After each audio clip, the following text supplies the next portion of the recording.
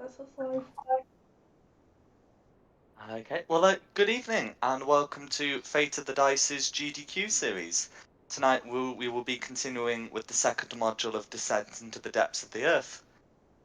Tonight we have Rayla, Tristan, Magpie, Lucinda, and Alyssa. Who wants to go over what happened last week? Can I try? Absolutely. Yeah. Um. We went further into the underdeck. Then we came across this really creepy statue, which I did identify, and it gave me really bad vibes. And I then realized I probably shouldn't keep my hand from up on it for much longer. Then we went further into the place we're in, and there was another creepy statue, and I told Magpie not to touch it, but he touched it anyway, and then it started attacking us.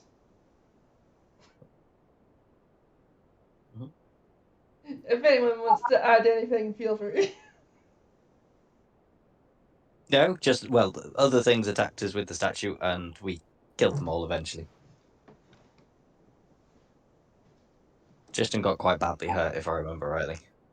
Yes, is he conscious at the moment? I forget. It might be that I just haven't removed the unconscious mark from the token, but No, I got knocked unconscious, then I got a little bit of healing, and I used my 50 points of laying hands on myself. Wow. Bless you. Wow. Sorry.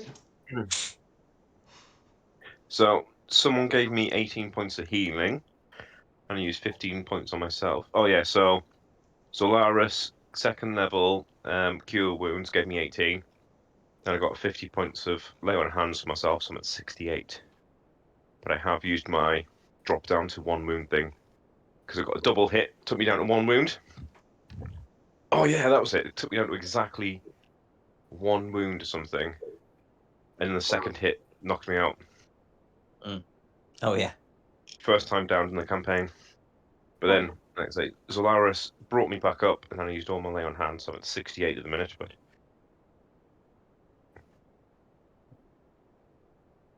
okay. Well, what would you like to do?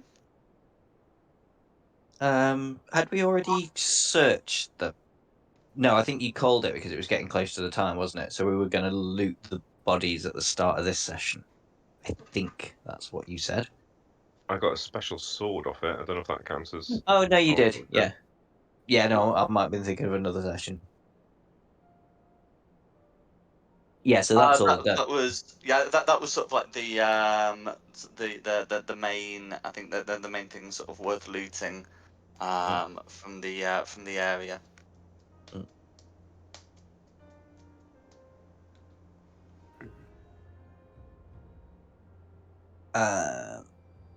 Is what's her face gonna come running in from the side now as well?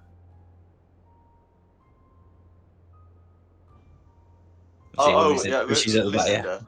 yeah. No, well, Lucinda and Nix's character, Kirsty's character, whose name I can't remember. Oh, Alyssa. Alyssa, yeah. Yes. Yes, I think that When we would said be squishies at the back, we really didn't mean that far time. back.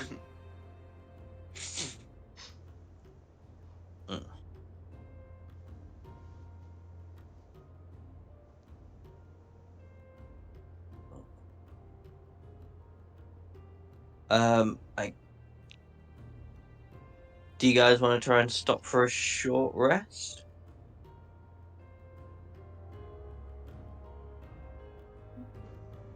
Confuse one. Move on. I'm 50-50 at the minute. I mean, I'm all right, but if other people are badly hurt, So I've got about 2/3, a little over 2/3 of my health back. okay. I'm just, Ooh. and I'm a little bit down more. all my spell slots. Oh, I'm not sure we'll get away with a long rest. Because I'm a fighter, I suppose, like, my spells aren't not really that important. Hmm. I am Phil You Hill. still got your can chips. And those. And I've got the sword, so if people want to try and take a long rest, you can. But it looks very exposed here. It does.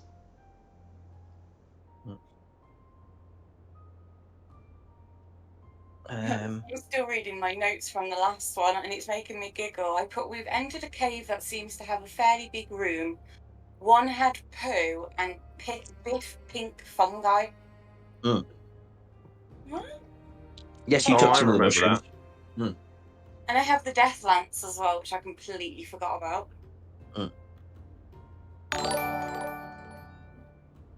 Oh yeah. Well, can I just have a little bit of a nosy scout ahead, and then maybe it will be safe. So can I have a quick look down there, Jack, where I am? Absolutely. Might as well get that map revealed. And I'll do the same here. Okay. Oh, it might be alright to take a long rest.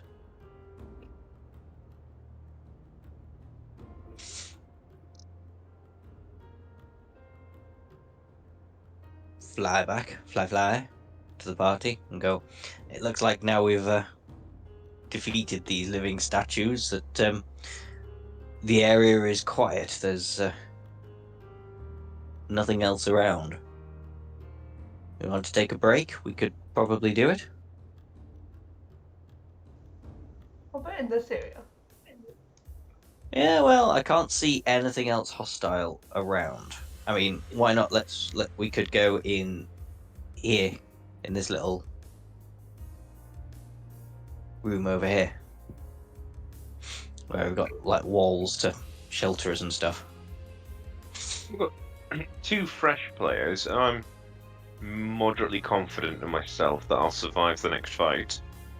Because I didn't use very many spells last week. Tristan was not the sharpest last week, and I'm sure if I use my resources better,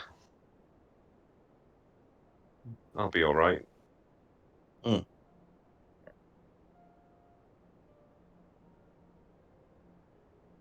Okay, well then we can carry on. I really don't mind either way. I mean, I'm happy to, like, stand guard. If you can stand guard, and I'll have a short rest and use 2 hit dice to. Is my token up, by the way? I think you need to Not put it one on your. Yeah, are we allowed to join yet, Jack? Or Oh, There yeah, you go. absolutely. If I Yay. Jack, if you're happy, I'll burn 2 hit dice on this little short rest. If Yeah. we're taking a short rest, I'll do the same. Try and get Oh. myself as close to full as possible. Hi, Alyssa. Hi, Lucinda. How was did your super hard. secret mission at the other side of the Underdark go? what super secret mission into the Underdark? Close enough now.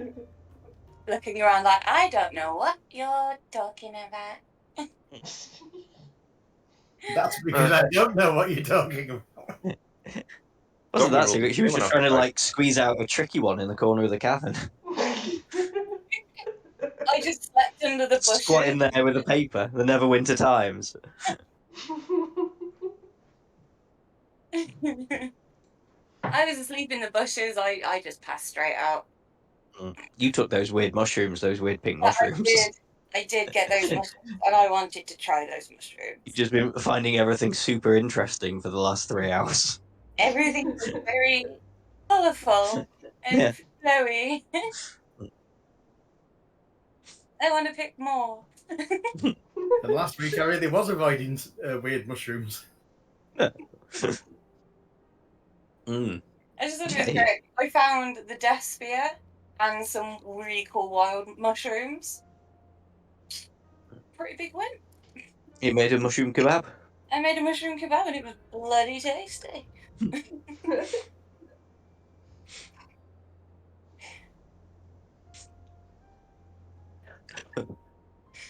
Okay, well, Okay, so you're able to guess. take your short rest in peace. Let me know when you've finished your rest, and we can go from there.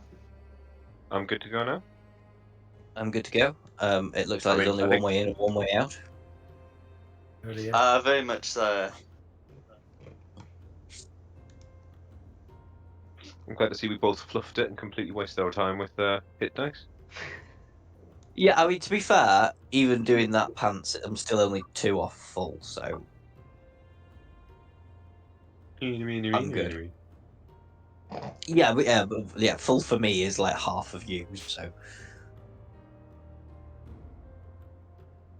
No worries. So you're Oh no, able. it's this cabin again. We're going round in circles. I'm sure of it. What am I doing there? Magpie, go make the bridge. Magpie just sighs. I'll take the rope.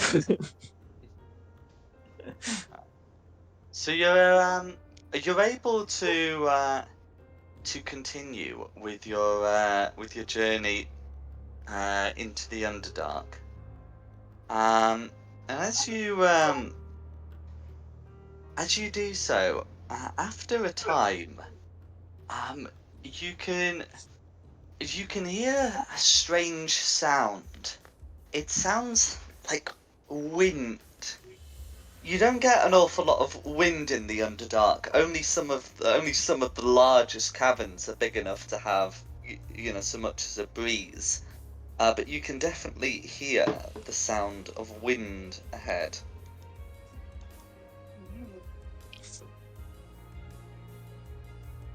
And then like a howling wind or Nikki burping wind. Howling wind. Have we got Okay. some horrible creature snoring in this next cavern then? This sounds like a Dom, go find out what that is job. Carefully. Yeah, I can. With stealth. Carefully, I can go ahead. Can I see if I can hear whether it is just the noise of wind? There isn't like hidden words in the wind or anything weird and magical about it at all, is there? Go for it. So at first blush, you can't hear anything, but you can make a perception check to try and hear, any further. Hey! No, Oh, I've just wasted me crit. I've just wasted me crit because it is probably just wind. I'm afraid to say that it is just wind, but well, I mean, as in it's not voices. But from your perception check, I am happy to say that you can tell that it's a fairly decent distance away from you, but it still sounds very loud, suggesting that when you do approach it, there will be a lot of wind. I must have eaten dairy. Right. Or beans. Okay, I'll fly back to the party and go. It sounds like it's really, really windy down there. Like a typhoon in Okinawa windy. I think maybe if there's anything we can think of that maybe would keep us anchored to the ground. I mean, I don't think I need to worry, but maybe tie a string around you and I'll hold it like a kite. Yes, you can fly me like a balloon. With 50 foot of rope. Yeah. What height clearance have we got in this cave? What height clearance? So, I mean, in the passages you're in, you're probably dealing with about 15, 20 feet. I'm sorry, Jack, I wasn't actually being serious. I fly kites as a hobby, and we declare a height clearance that we're allowed to fly to. I wasn't being serious, I apologise. Oh, that's all right. I mean, it's just worth asking because one of you has a permanent flying speed, and I think at least one of you. Well, no, I know at least one of you can also gain a flying speed. I don't know if I can use that yet. I don't have anything that will anchor me to the ground, so yeah, I'll just use some rope and tie myself to Tristan. Tie my ankle to Tristan's armor.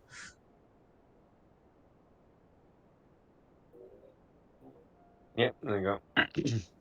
so you won't get Oh, further yeah. than 50 feet. Because you can still do your stealthy thing. I'll just sound like a Mm. little slithering snake as the rope drags on the ground. But yeah, I guess we carry on and well, not to the party, but I think we should carry on and see what the wind actually is. I've just got a feeling it's going to be really windy. It's going to try and blow us over. Oh, actually, no, I do have something. I have a potion of hill giant strength that I could drink. Do you save that until you need it? Yes, I'm going to say. Yeah, I'm not going to drink it now. I was going to say, if you drink it now and then it wears off just as we get to the cavern, you'll feel rather silly. Oh, yeah. Yes. I don't know how long those things last, but if they have a duration of a minute, that's probably going to be an issue. If they have a duration of an hour, then you could take it now. But Yeah. then again, if you don't end up using it, problem. Anyway, but yes. So as you continue forward, you can really start feeling that the wind's coming from your back, like whatever, and you feel yourself being slightly pulled forward, or I guess it would be pushed forward, um, as you make your steps. You're all you've all got enough weight, especially if you walk, to withstand it. But that is a sort of nagging concern.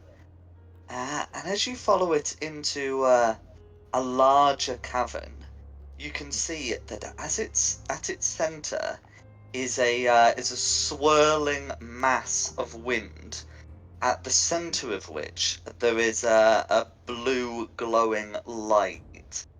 The tornado in the center doesn't seem to move, and you can make out its position by the swirling dust and bits of vegetation and whatnot that would be caught up inside it. Tornado is not a clean environment.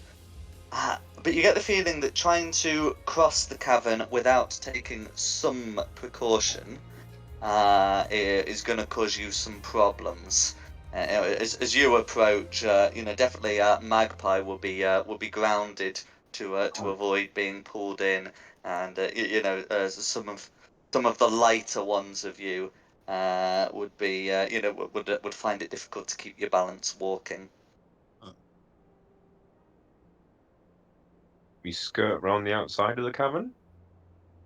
Yeah, I mean, that seems sensible to me. Unless we want to try and stop the tornado, but I have absolutely no idea how to do that unless, like, somebody really strong just tries to walk into the very center of it. I'm going Or to say skirting around the cavern is going to be a group athletics check. Anything you do differently would be, whatever it is, depending on your decision. or I anchor myself somewhere. We throw you in with a 50-foot rope, and then if it gets dangerous, I'll just pull you back out. Yeah, all right. I'm up for that. What if we all tie each other to rope? Yeah, if we all anchor ourselves, then throw Magpie into the middle. Yeah, but I'm thinking that we all anchor each other to each other, so that it's then trying to lift all of us rather than just one of us. Yeah. Well, we've got enough rope. May as well do it. I think everybody's got 50 foot of rope, haven't they? And then, yeah, feel free to toss me into the storm. Just touch the blue thing. I want to know what it is. Yeah, that's fine. I'm well up for that. Throw me in. Do you have a question? I have a spell called Slow. It means I can, like, reduce speed by half on what I cast it on. Would I be able to use that, like, the tornado and stuff? So I believe slow affects creatures, and the tornado wouldn't even be an object because the tornado is like a phenomenon. I'm just getting the description up. But It would affect. You can use it to reduce the speed of a creature, but a tornado would not be affected. Right. And if a creature was thrown into a tornado, it moves at the will of the tornado, not their own speed. I've just had a thought. That blue thing in the centre, does it look like a hedgehog curled up in a ball? We're rescuing Sonic. It does not, I'm afraid. Right. Okay. It does seem to want to go fast, but it is not. It does not appear to be hedgehog-shaped. Nor indeed does this tornado look to be actually moving anywhere.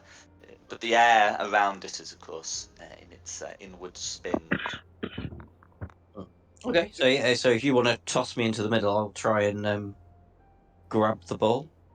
So we're all going to find like crags and stuff to hang on to, anchor ourselves as a large group. Then you want a separate bit of 50-foot rope that we just toss in. Yeah. Go fishing with me. Yeah. Okay. No worries. So, because the rest of you are sort of staying towards the edge, I don't need to worry about any of you coming unstuck.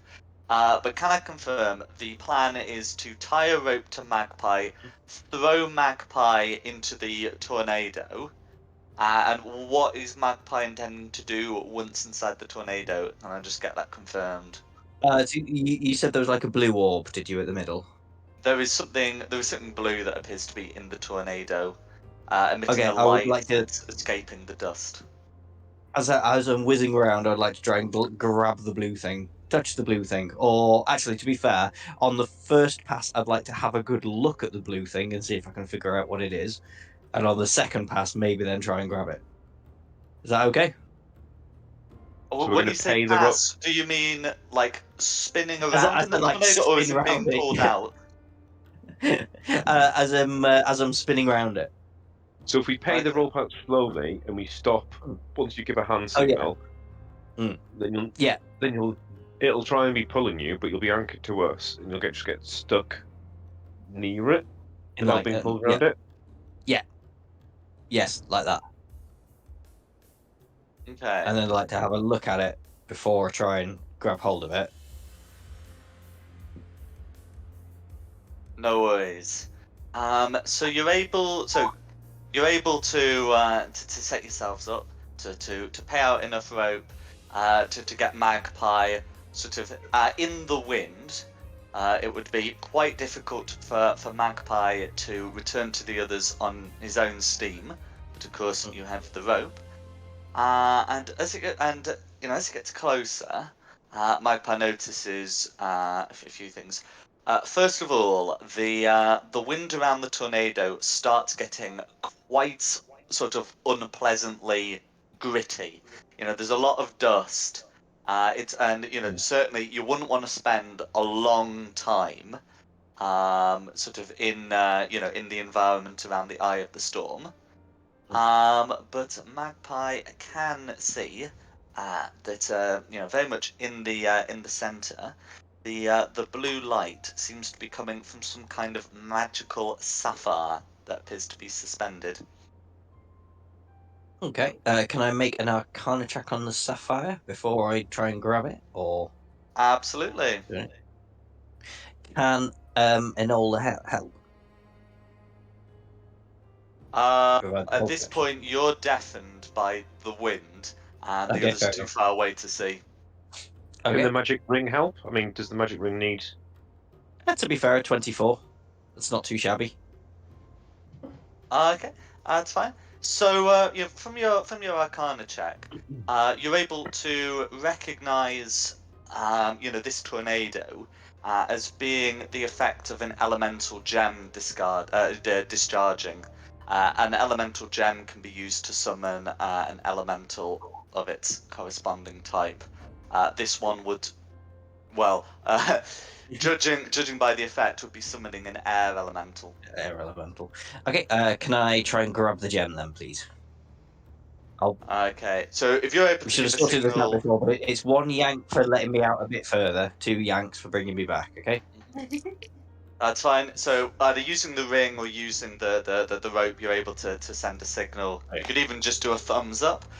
but they would be able to send you out, and then I need you to make a sleight of hand check to avoid spending more time in the grit than would be good for your lungs. This will be the botch, everybody, just so you know. Oh, 13. So not a botch, but not great. And that is not. So you are able to recover the gem, but it takes a lot of a good amount of time in the in the wind, and from being around all this fragmented debris, you will be taking 13 slashing damage. 13 slashing damage. I don't suppose I'm This is I'm not able to uncanny considered dodge an that, attack, can and therefore cannot be reduced by uncanny dodge. And it's not, I didn't do a save for it, so evasion's not going to get Yeah. you out of that one either. No, that's fair enough. Yeah, okay, so that's fine. I've taken that off. But I have the gem. Does the wind still carry on even though I've got the gem? So by by being able to reach the gem, you can move the wind around you, putting yourself into the eye of the storm, which would prevent you from taking any further damage. Because you now have the problem of you are in the center of a tornado. What's your plan?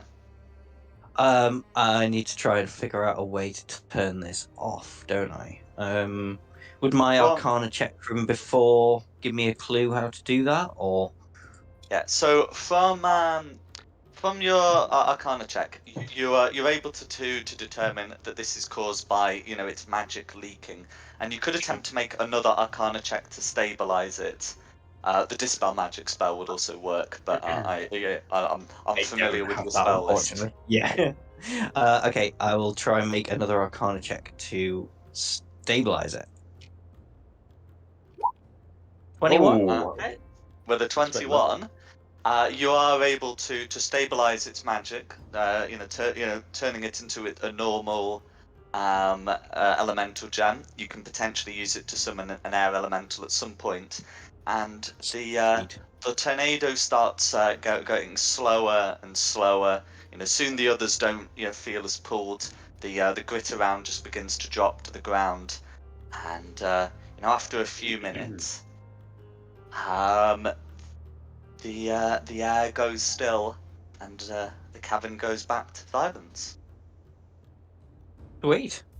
Which is hopefully I just gently hover down to the ground and then run back to the party and go, "Hey, I've got an elemental gem, and if we break it, we can summon an air elemental." That's difficult to say.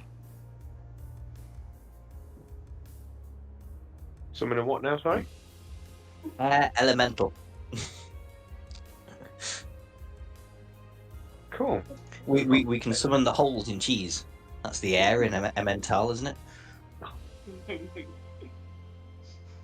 Oh, that's cheesy. Oh, also, quick reminder, even when you use a gem to cast it, you still have to concentrate on it. Fair enough. It's just part of the magic item sort of description that it says you cast it, because some magic items like the item cast it, but this one strongly implies this one clearly states it's you.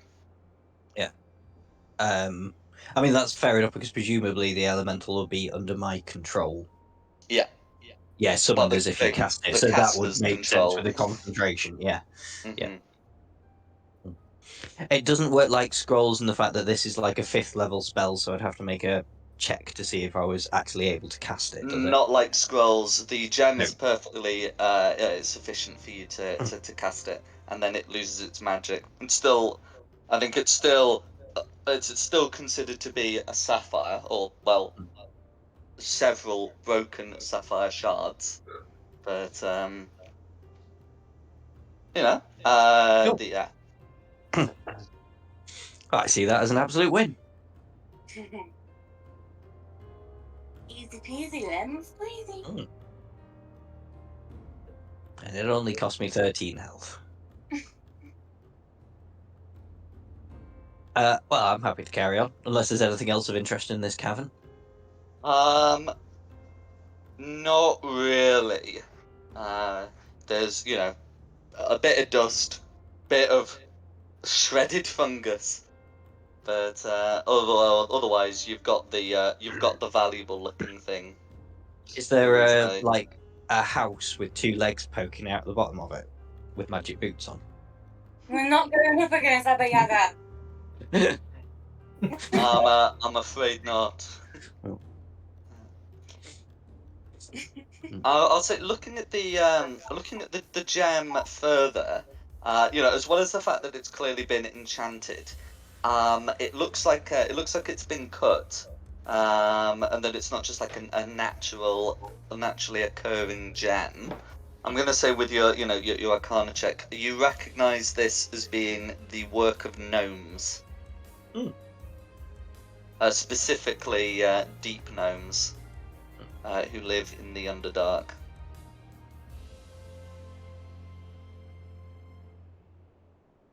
Are they evil Cool. gnomes then?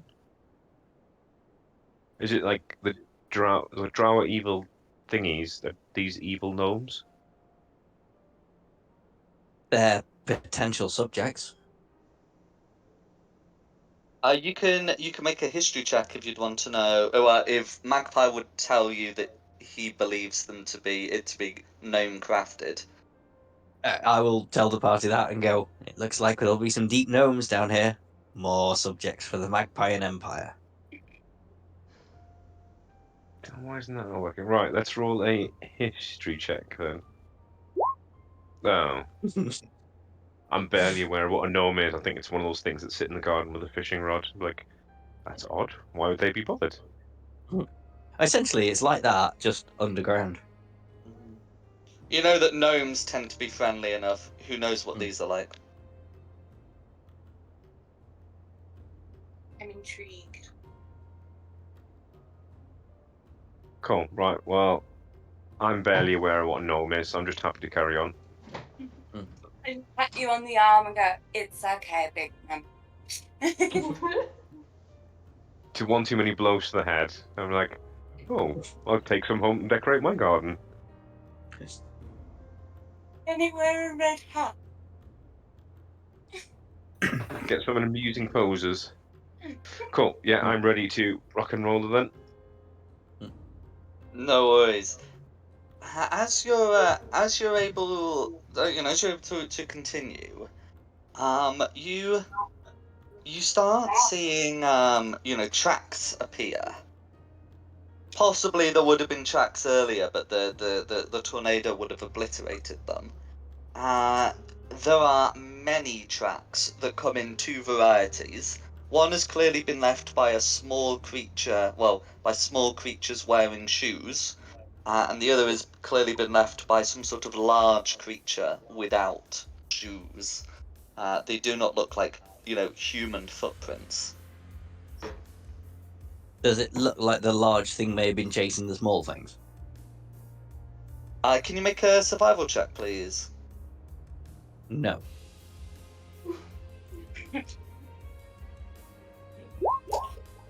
I've got Okay, so having a look at the tracks, you recognise the larger creature's tracks as those of a giant lizard, similar to the ones that you saw with that drow before they left your path.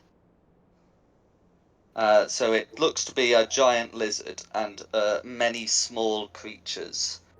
Um, the the tracks don't really intersect all that much, which would suggest that the group was traveling together. You'll get like some occasional intersections where like a track does intersect, but not with the consistency of a pursuit.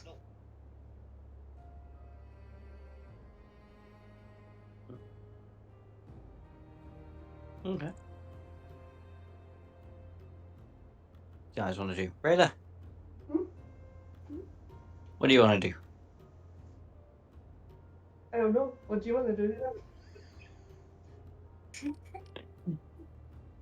Are we untying you, or are you still flying along like a kite? Oh, you can untie me now, yeah. Go on, be free, little one. Free, fly, fly, fly, fly. Set something free, and if it loves you, it'll come back. Yes. I don't mind. I mean, I can scout ahead. Can you do your bat thing again, Rayla, or you used your bat thing?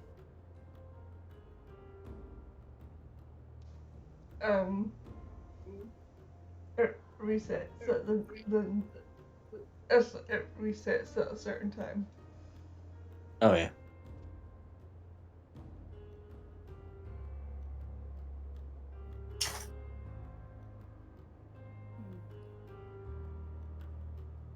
I mean, I can go and scout ahead again if you want.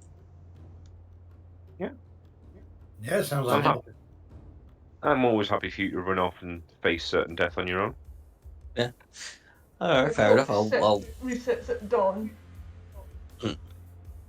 We're in a cave. How do we know when it's done? Because the cloak resets.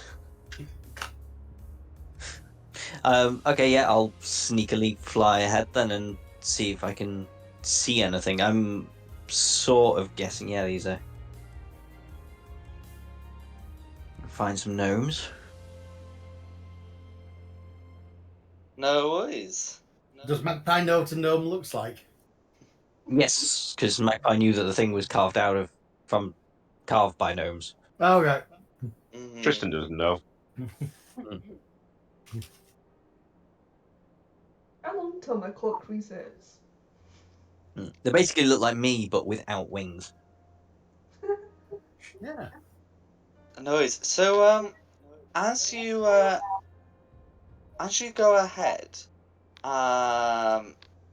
you can hear the sounds of a large beast stirring, and if I pop you onto the map, as you look around, you will eventually come face to face with a large lizard. The lizard looks to be securely fastened in place, and is wearing a saddle. For which there are many sort of like little hooks to attach bags, although none are currently attached. Rayla, stop mounting me. Thank you. I have a feeling we've came across a similar situation. Did we find a stable or something for this? I was thinking that there were some bodies that looked like they'd been dragged away by a large beast.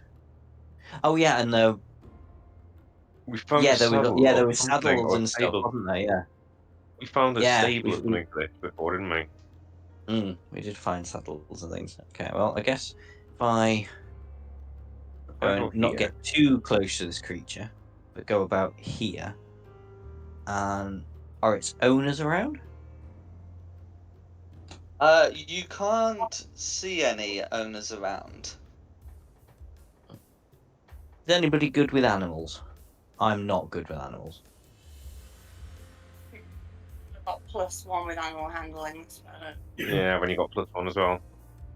My animal handling should be better, and I've only got +1. I've got a -1. Oh, I've got speak with animals. I can go have a chat with it, can't I? Yeah, come have a chat with them. Yeah. Let me just double check. Speak with animals. Comprehend and verbally communicate with beasts for the duration. Is it a beast? Does it look beastly? It does look pretty beastly as opposed to monstrous. Yay. Right, okay. I will first level spell slot. Speak with animals. I've just undone one. And then just come say, hello.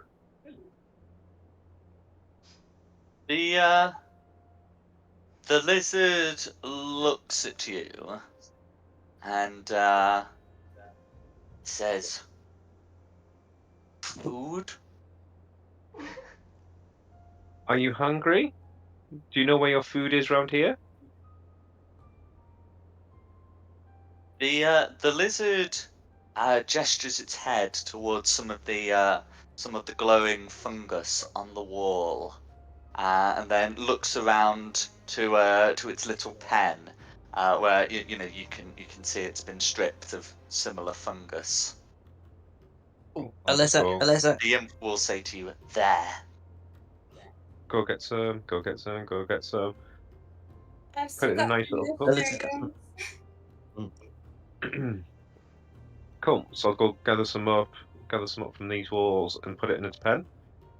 Are you okay? Do you hurt?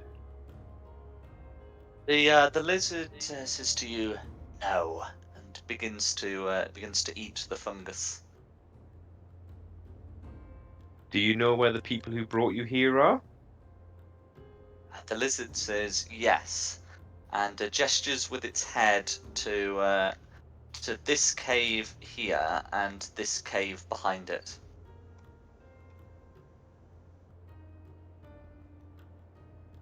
Are they bigger than my fairy friend here? The lizard looks at the small figure of Magpie and says to you, "About the same." Oh, thank you very much. Can we get you anything else? The lizard considers for a moment before saying, "Food." Okay, let's find you some more food. So if they're that way and that way, I'll go back down where we know they're not. Gather more up. Gather, gather, gather. Give them more. Oh gosh, sorry. I don't know how I've done that. I'm not food. Right, so I've done full of fungus in there, and I found if I undid your gate, would you hurt us or would you just go and eat? So the lizard's not gated, but is tied to a stalagmite. Right, so if I untie you, would you just Yeah. go eat and leave us alone? The lizard nods and says yes. Okay, cool. I shall go release the lizard. As you go to release the lizard, a tiny voice calls out in a language that I believe only Lucinda understands. The language being Undercommon, and says, "Get off him!" Yeah, I speak Undercommon. Are you going to tell us what he said? I've just heard a voice saying that we've to get off him. Tell him we're from the Animal Welfare League and we're here to take. We think they're abusing their lizard, and we're going to take him away. I'm going to Rehoming. reply back that he's run out of food. Can't The reach any food. FSPCA. We're from the Animal Welfare League. You're not feeding him properly, so we're going to take him away and rehome him properly. We already fed him. He told us he wanted more. It's a cat.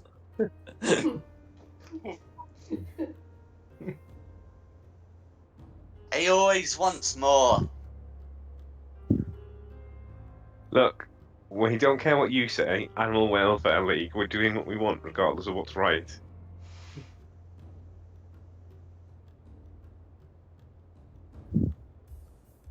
Cool. So the element of surprise has gone. I'm currently arguing about whether they feed their lizard or not. Okay. Cinder, do you want to find out who they are and what they're doing? One of the gnomes, comes forward from round the cave, almost seeming to melt out of the stonework, and calls out to you in Undercommon. Who are you people anyway? Really? I'm translating this to the rest of the party, so. Oh, it's still on you. You're the only one who can speak to him. No, I say I'm translating this to the rest of the party so that you now can understand without metagaming. Okay. I'm gonna I mean, we stroke. I'm gonna stroke the lizard and just leave it to you. I've done my damage now. stop stroking your lizard in public, Tristan. The gnome in question is wearing is wearing traveller's clothes, and whilst there is a sheath at his belt, he doesn't seem to be wearing any armor, and he doesn't seem to be moving towards the sword either. I mean, can these guys understand common, or can I talk without being understood? I will So- translate. Oh, yeah, no, I mean, I don't want him to understand. They speak. They definitely speak Undercommon, and they likely speak Gnomish. You can try speaking Common. You want to just talk to the party without being overheard? Yeah, basically. I just want to say, I mean, maybe these guys seem friendly enough. We could just tell them the truth and say we're chasing some drow down here, and we also believe there's some like fish people who are trying to summon a god.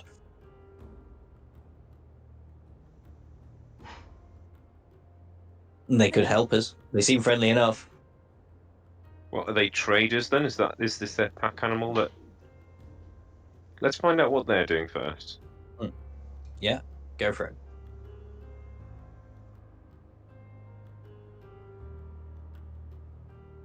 How do you want me to phrase this then? The fuck are you doing? What the fuck are you doing here? Yeah, sounds good. What the doing it? No, I was joking. All right, you're too late now. It was agreed by committee.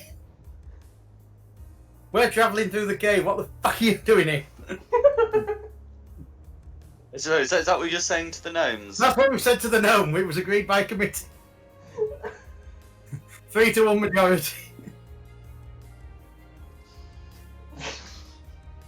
Okay. If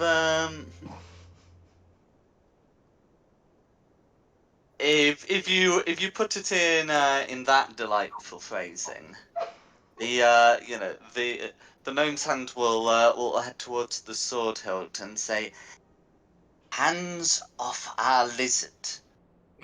We are no friends of the drow, but we are no friends of the thieves either." We're just letting him go to get more food.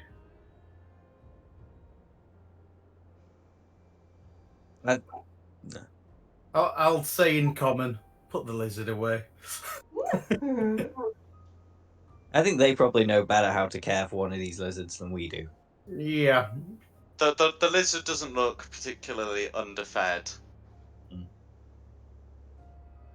And I'll take the rope and hand it back to him. Go, if you move out of the way, anything that.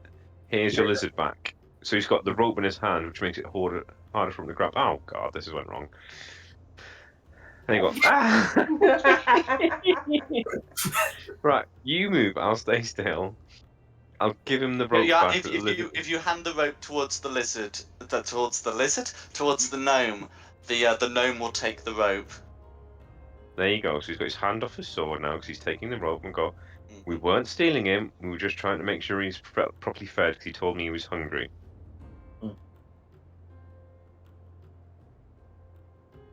He's always hungry. If we'd let him, he'd eat himself into an early grave.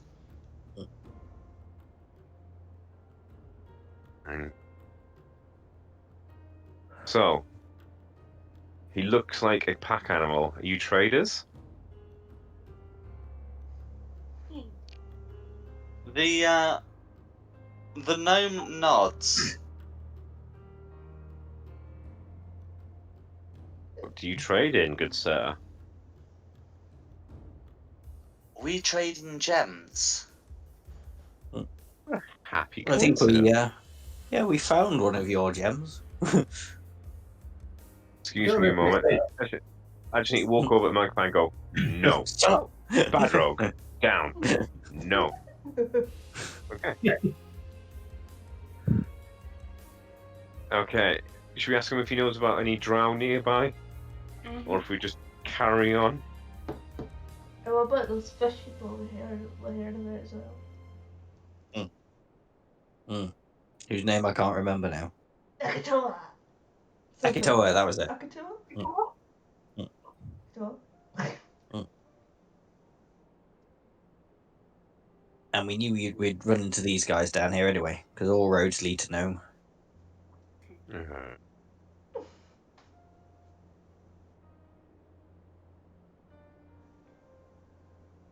Okay. Is there anything? Sorry. So what would you like to ask the gnome?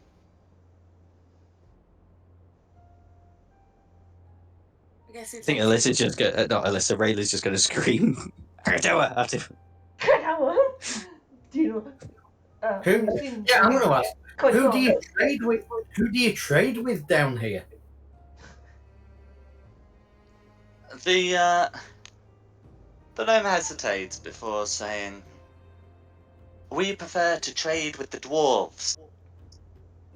They have many uses for our gems. We don't like to trade with the drow or the Kuratoa. The Kuratoa don't quite understand money, and the drow don't quite understand paying, and the giants don't quite understand prisoners." You should speak to Tristan Slaves about that. Yes, I freed a bunch of people who were slaves by the giants. And now they're free, and we helped them.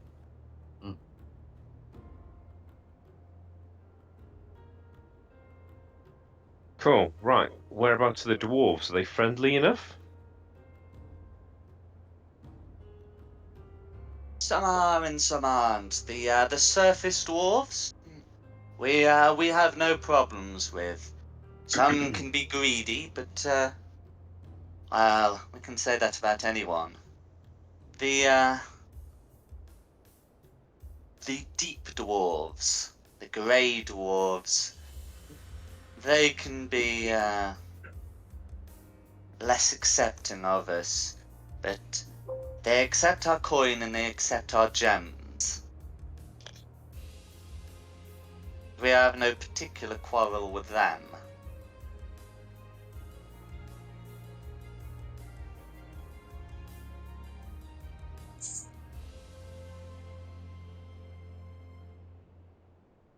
Cool. But whereabouts are they? Are they near? Are they far? Wherever they Wherever are. you are. Westward lies the Mithril Halls. There are many dwarves there. What are you saying? Going to go say hi to the dwarves? I'm happy going to say hi to the dwarves. Lucinda, if you can translate this for me, if you can ask the gnome if he fancies a change in position, becoming like official trade emissary of the Magpiean Empire. Don't say that. I jump in before Lucinda has a chance to say it. Don't say that. Yeah. Do not say that. He's being a naughty little rogue. Just thank him, tell him we're sorry for his lizard, we were trying to do the right thing, and hope to see him about again in the future. I mean, does anyone have anything they want to flog? Oh, I was just about to say actually, does he if he's a trader down here, does he have any wares? We've got a lot of coin. I said, do we not have a load of candlesticks and giant clothes and all sorts of... We have a shit ton of money. Do we? We've got like 1,500 gold.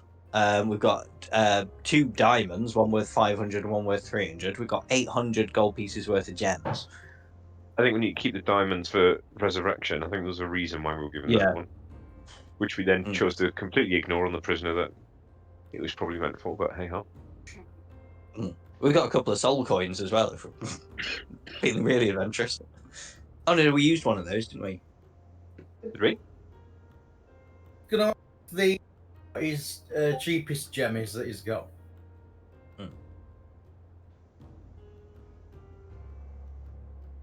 So the cheapest gem they'd have would be they'd be able to to sell you some common 10 gold piece gems.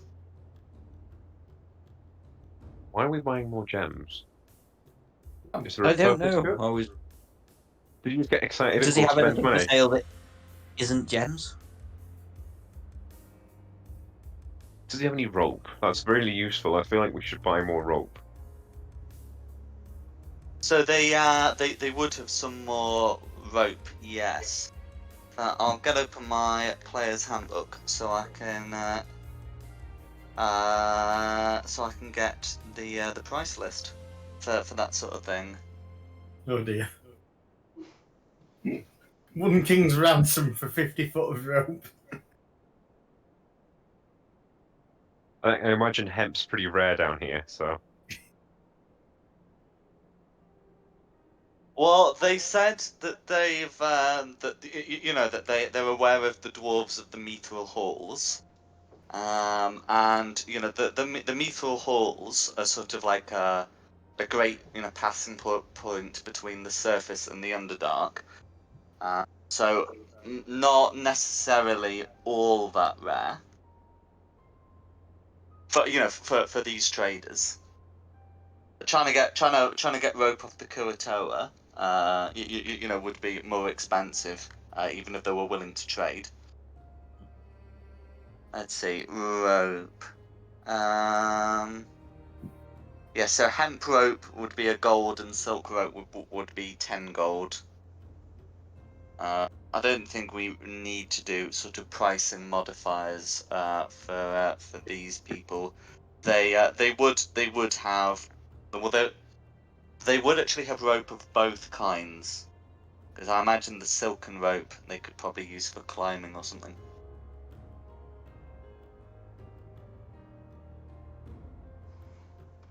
I think we've buying 2 more ropes and cases because we've been using it a lot lately. Yeah, it's quite useful, his rope. I mean, it's money for old rope, like, but Wait. Yeah. I'm not going to let Dom get old jokes in. He's ignoring me now.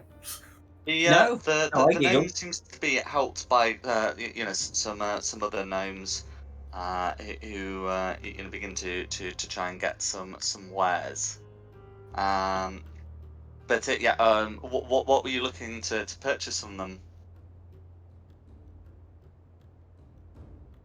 I mean, I've just got a magic weapon, so I'm not looking for that anymore. Have they got any need potions?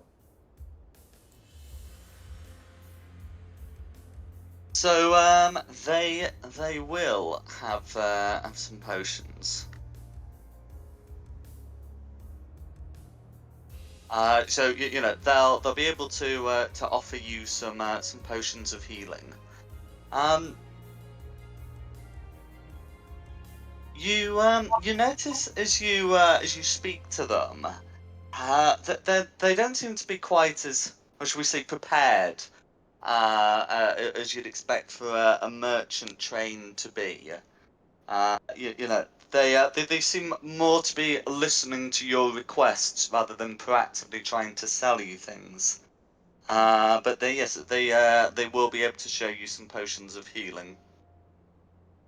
To be fair, this lot were camped for the night, so would I be so surprised that they're not actually ready to open their shop?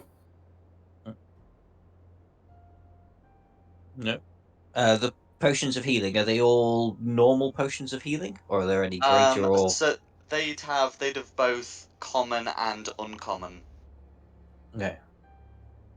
And how much for an uncommon potion of healing? So let's see. So the uncommon ones, I believe, are 100 gold. Wow. Oh, I'll have a couple of them. Yeah, so the uncommon ones are 44 plus 4, so it sort of works out. They do twice as much as a regular potion, so they cost twice as much.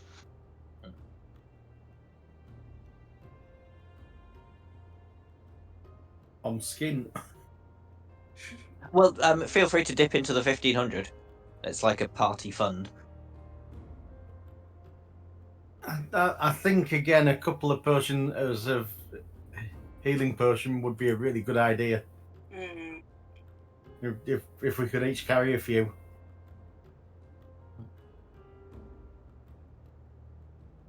Well, I've just got 2 from my own personal gold. Sure. I I get think 2 I'm from gonna have my to- own. nip away again. Sorry, my stomach's off. Back in a minute. I've only got 40 gold in total. Or do you want to get 2 from the group one for group uses? Yeah, can do. Have we got a bag to put them in? A group bag? Or do you want me to add it to my own personal? You're team healer, aren't you? If you have them 2, then you can pass them out as required. Yeah, we'll do. So.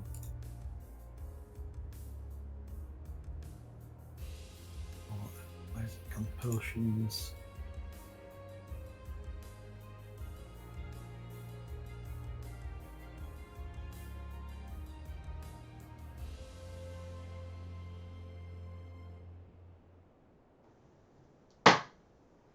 So is this the superior potion of healing than the blue one? So it's either the black one or the green one. They have available for sale. Right. So it's going to be black then, isn't it? I've not seen a. I don't even see a black one. If you just put potion of healing, it'll be that one. They've got potions of healing and potions of greater healing.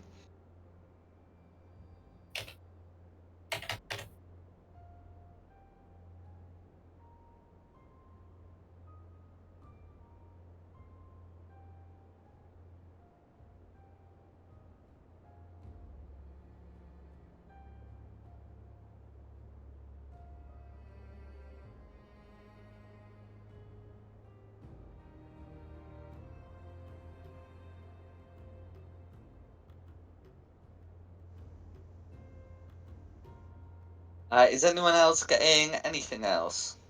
I get 2 uncommon healing. Okay, so the uncommon ones are 100 gold pieces each. Yeah, that's fine. I've got 2. And I go up to the lizard and I have some of the wild mushrooms. And I kind of just go and like put my hand out and be like, enjoy. They're going to be cross with you if you're feeding the lizard again. The lizard gratefully accepts the fungus. Yeah, but he's having wild fun mushrooms. It'll be fine. Yeah, but they don't want him overfed. Yeah, but it's mushrooms. It's not meant to be for feeding. I want to see what a lizard look like when they get high. That'd be funny.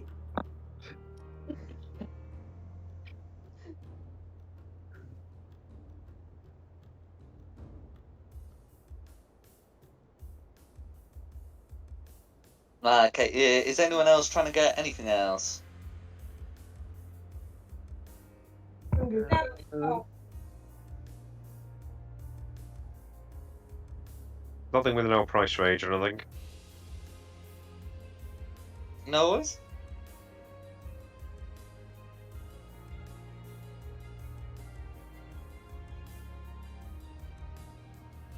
Once you're done with your purchasing, the leading gnome will say, and what were you doing in these parts? Animal welfare checks. Okay. Can you make No. a deception check, please?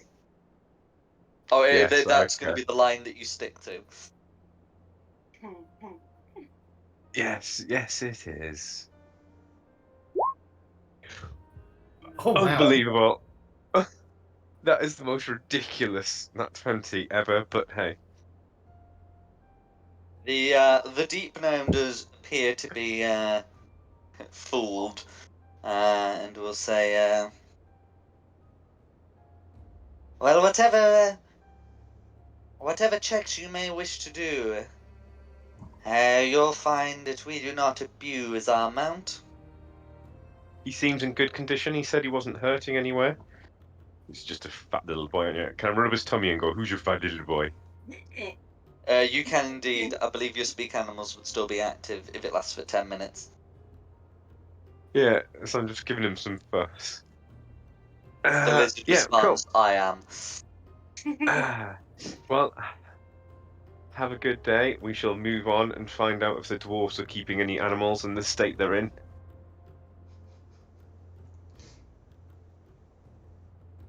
The So you're planning to head westward? Mm-hmm.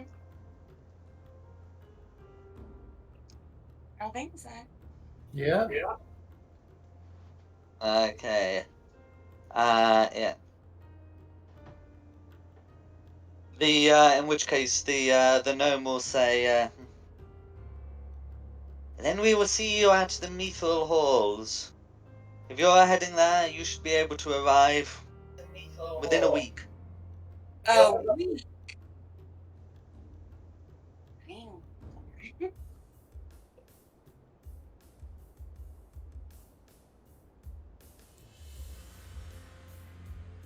I mean, cool, thank you. And then should we just go and have a little chat? I mean, that's pretty far away, guys. Oh, Hmm. we.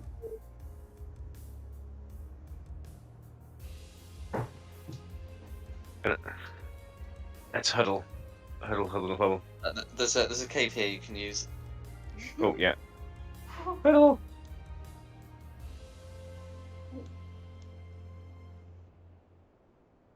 I mean, do we want to spend a week traveling there and then traveling back?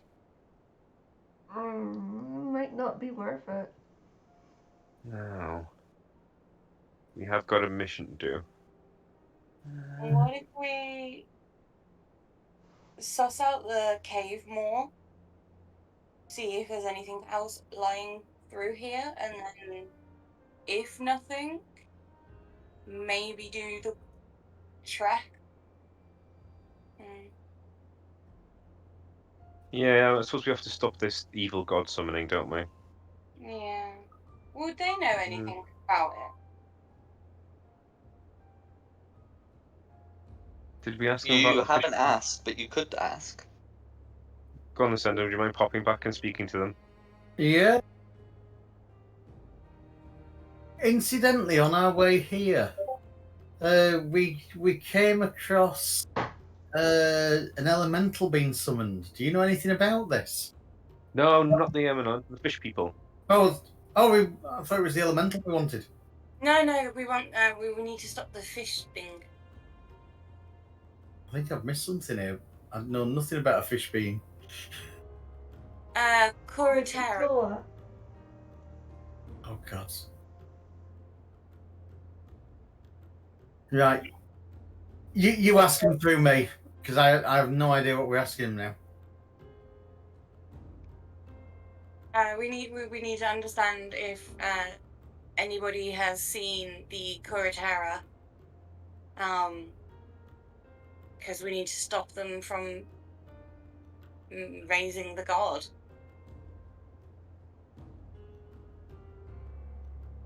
Okay, as you say this to the gnome, a hushed silence falls on all of them before their leader says, "The Koatoa have their settlement to the north.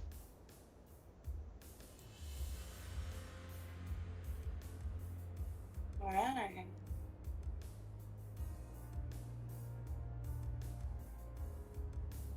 And then says, and you believe they are summoning a god?" Yes. Yeah. And it's a really bad god that'll cause a lot of suffering to animals, so we kind of want to get involved and stop that before it happens.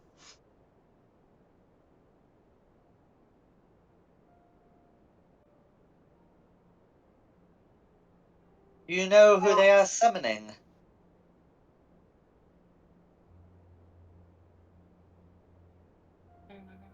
That's a good question. Do we?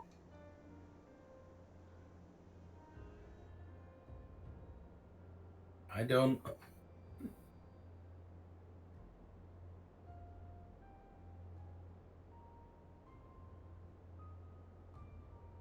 I mean, I'll be honest, I don't have that in my notes. All we've got is we've had some trouble with the undead. Kuratera are fishmen, they are the ones who make the gods. Is this the spider god thing? Or was that no? The drow were after the spider god, weren't they? Yes. The drow are worshippers of the spider god. So, Kuratera's a fishman. Who would that be? You do know from the missive from Eclavia, quote, the Kuatoa are loyal to our cause. So it is the spider god still? It is lol. With the Clotour helping drown. Can I just check how much gold did people spend on potions before, so I can take it off the spreadsheet?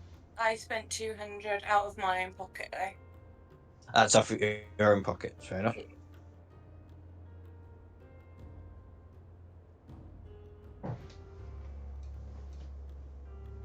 And that was it. Okay, fair enough.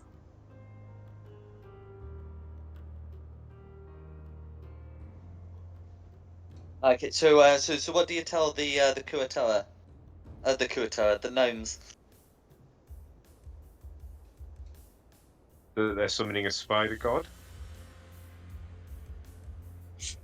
A hushed silence falls again as the Kuatoa converse among themselves. As the gnomes converse among themselves, before the leader says,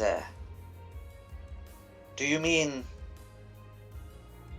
Lolth, the queen of spiders? Yeah, Lucinda, you're supposed to be translating it properly. Well, if she's the spider god or goddess, then I'm assuming she is who we need to stop from being raised.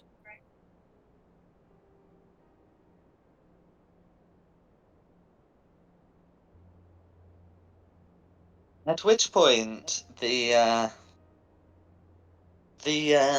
leading gnome gestures for the others to step aside and says, "If you are trying to stop the Kuatoa, I believe we need to discuss things further and more frankly."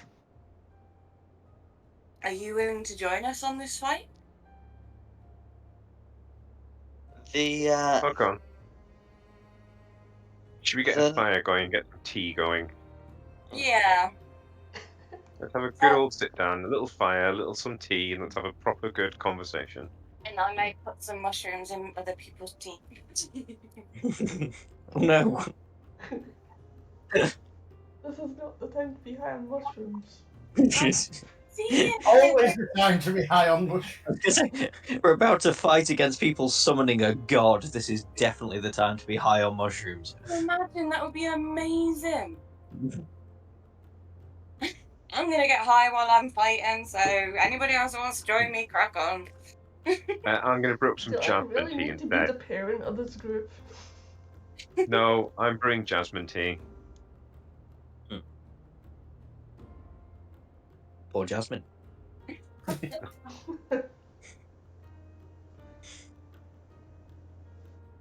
I guess, we chill around the campfire, get some drinks flowing, and then get into a bit of a discussion about what our little gnome friends could help us with. Mm-hmm. Okay, so where are you making yourselves comfortable? Have they? Can we go into their little area? Will Yeah. they let us Their in little there? area is little. What about in the cavern where we were discussing? Yeah, come Go over here. for We're it. gonna. If you want to have a frank conversation, we're gonna brew up some tea, have a little sit down, and we'll have a chat. Petite. So, as you make yourself comfortable, the gnome pulls out a gem, which briefly glows. Afterwards, he speaks in a language that Tristan believes to be Orcish, that Rayleigh believes to be Elvish, that Alyssa believes to be primordial, that Lucinda believes to be dwarfish, and Magpie believes to be, I think it would be Sylvan. And he says to you, "My name is Trosley Garnetgetter. My company have been hired by the dwarves of the Mithril Halls to investigate a potential alliance between the Drow of Menzoberranzan and the Kuratoa of Sloopdimonpulp. We have been spying on trade routes in the area, and we have noticed that the Drow have been sending large numbers of people there. We have not been able to infiltrate the shrine, for our numbers are small. But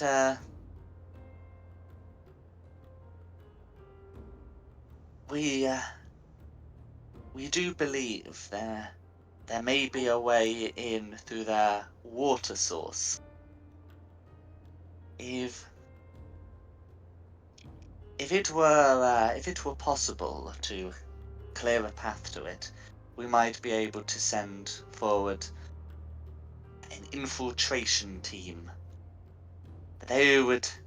We can supply a means of allowing them to breathe water, but they would need to be able to take things from there.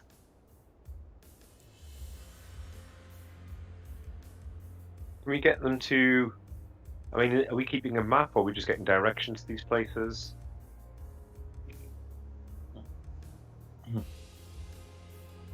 They can certainly show you a map of the Underdark. Not a map that I could put on the Discord, but they could certainly show your characters a map. Cool. Yeah, if we're just not going to wander around. Does that mean we need to stop killing Drow as well? Who were the dwarves trying to alliance with? Oh no! So that they're saying that the dwarves believed an alliance was forming between the Kuratoa and the Drow, and hired these gnomes to investigate. Right, misunderstood. I was so confused why they were getting. But, So we need to shatter this alliance if we can. Pretty much. What I hear is we're going to get some potions of water breathing. Has anyone seen True Lies? Yeah. No.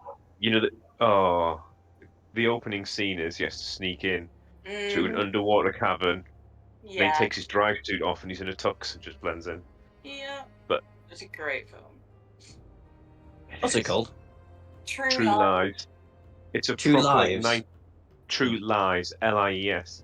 It's Oh, a okay. proper good Arnold Schwarzenegger yeah, it must be a 90s movie. Yeah. Okay. I will have to try and find that. It's really good. It's a sort of spoof on all the Bond movies. Yeah. It is. Yeah, it's got a classic scene of the horse in the elevator. But yes, back to the point. Yeah, let's get some potions of water breathing, sneak in, mess their lives up. The question is, do they have potions of breathing here with them? Or do we have to go source them somewhere else? The gnome taps his nose and says, "We do not use potions of water breathing. We use potions of healing, for they're compact enough for our needs. But for something like that."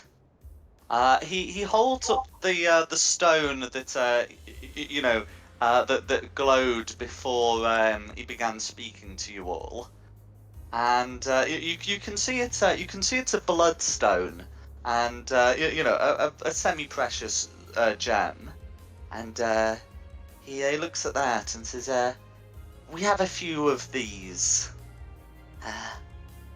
This one allows us to speak with you. Some of the others would allow us to breathe water. Hmm.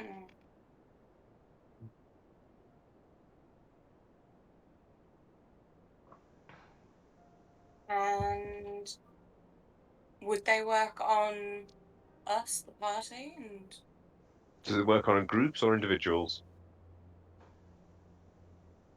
And he says they allow us to store the spell water breathing, which is anyone who's a druid or a sorcerer or can cast wizard spells, which is one of these anyone but Tristan, would Oh. recognize the spell as it can affect up to 10 creatures within range, the range being 30 feet, and it lasts for 24 hours. cool. Wow. That's amazing.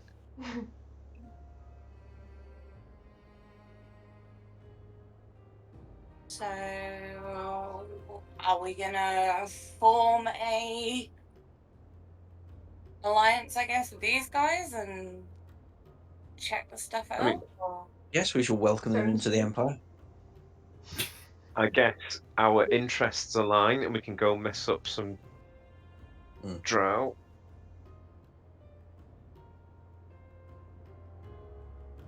It's always fun to mess up the drow. I think they're so pretty. Cool, yeah, just point me in the right direction and I'll try not to kill, like, an innocent family on the way now, this time. Go knock some heads together. While we're here and safe with the gnomes, do we want to have a long rest so everybody can get all their spell slots and everything back? Might be a wise idea. Yeah. While everyone's asleep, though, would I be well, or if awake, whatever you guys want to do, but I'm curious if they would know about the sapphire that we've just got from the tornado. Don't mention that I've got it. Yeah. Mention that we saw it. Or question it and be like, do you know why this tornado is there? What this is? Kind of play dumb a little bit on it, I guess. So as you hold up the gem, the deep gnome says, "I see you found a way to deactivate our security system. We were hoping to use that to prevent any drow from coming from the south." Well, you don't need to worry about that because we killed all those drow to the south. We did.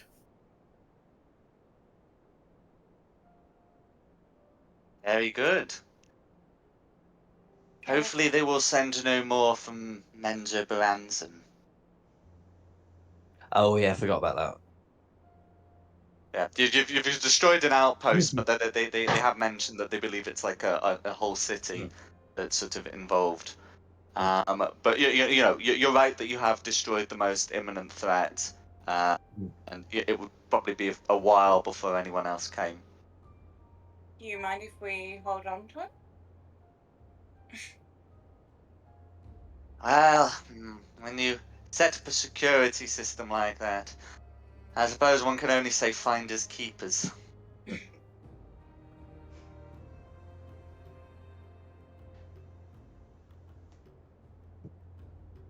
It's my stone.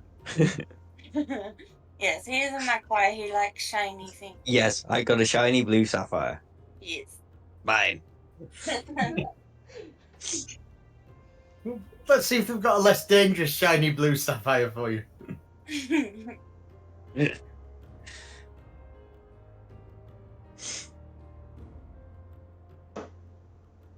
Is there anything else you need? We do have some supplies of our own to help us in our mission. I don't know. We got potions and stuff. Is there anything else we might need? I might just suggest that he brings the cart with him. Well, Do you have a no, vorpal sword that we can have for free? He shakes his head.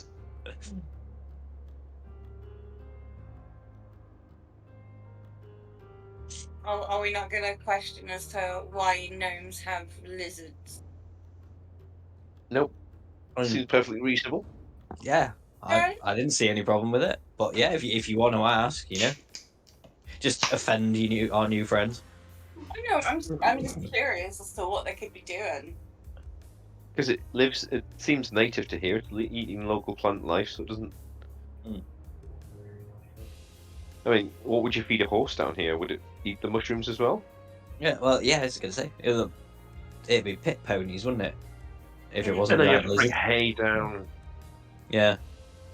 So this is just like normal for the gnomes to have like lizards as their horses, essentially. The dwarves do it too, and you've seen you've seen like a drow walk away with half a dozen of them. So it's a fairly common practice. Right. Cool. I'm all good. I mean, I guess we should ask. Do you mind if we actually stay the night? Nonsense! You are our partners. We will we will show you to the route we have been using to get close to their outskirts, and where we believe the water source leads inside. We will give you one of our bloodstones, and you can use it to find a way through. Sounds good. Thank you. Any other gems must be paid for, I'm afraid. We are partners, not allies. And not vassals, he says, giving a pointed look at Magpie. Partners is fine. Just partners that swear fealty. Mm. Well, if you I don't think there's much need for that. Whilst whilst the Garnet Getters like myself are a formidable clan, we do not need any additional tribunes. Oh no, I mean you'd just enter into as like a partnership. You'd be like the trade wing that would then gradually be brought under control until eventually you'd rebel against me, and then your leader would have an accidental death in a plane crash. Oh, Just ignore him. It's his fantasy world. He imagines he's the ruler of the world. soon, you He seems somewhat confused, partly by some of the language discussed, and partly by what his words were saying is he refuses to take you on as underlings. Just ignore him. He thinks he rules the world, but he's pretty good with the bow, so we'll let him stay.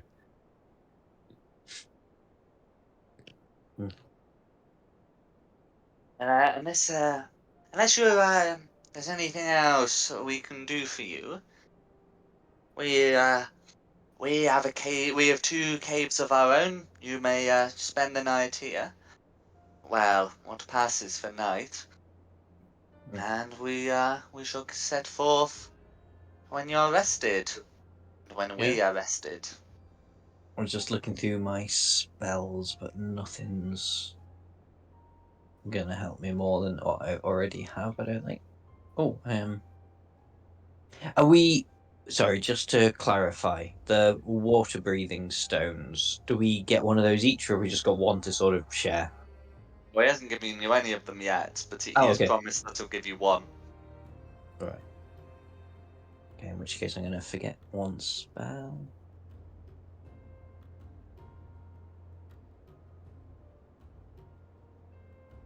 Presumably, I can forget find familiar because I've already found my familiar, and learn a different spell instead, can't I? You can, however, the problem is if your familiar dies and you don't have the spell learned, you have to learn the spell again before you can cast it. So yeah, that's fair enough. Enola just stays in my pocket anyway, so it should be all right. Oh, wrong one. Famous last words. Yes. Ah, well, to be fair, I've not really made that much use out of her so far, so.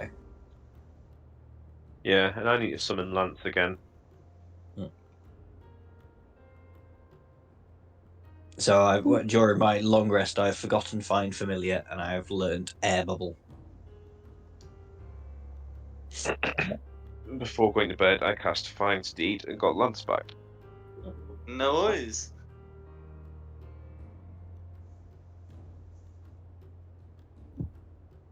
Yeah, if you want to create a token for Lance, if one hasn't been created already, then I can add the Mastiff image.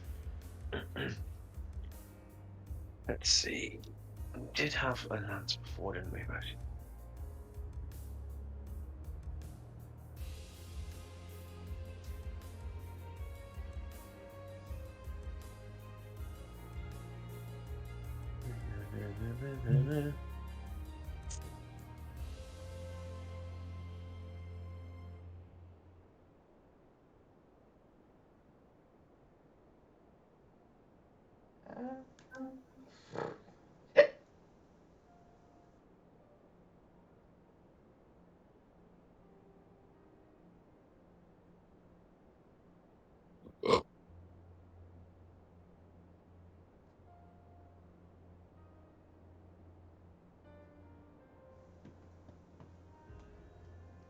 I make it.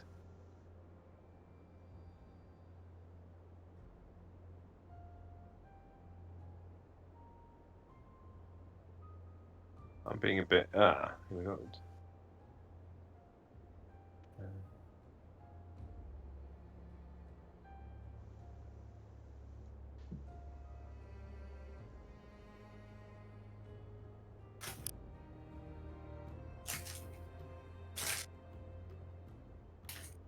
I need to find a picture on her that I like.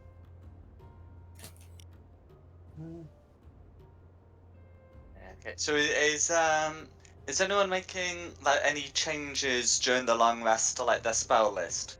Because I know the prepared casters can. I've swapped out a spell because I've already released a spell that can help us make rests more safe. Oh, you got Tiny Hut? No rope trick. I can like create a rope, then it just like dangles from the sky and we go into the next dimensional space. I've not touched mine. I'm happy with my choice of spells at the moment. I told you what I'd done, didn't I? Yeah.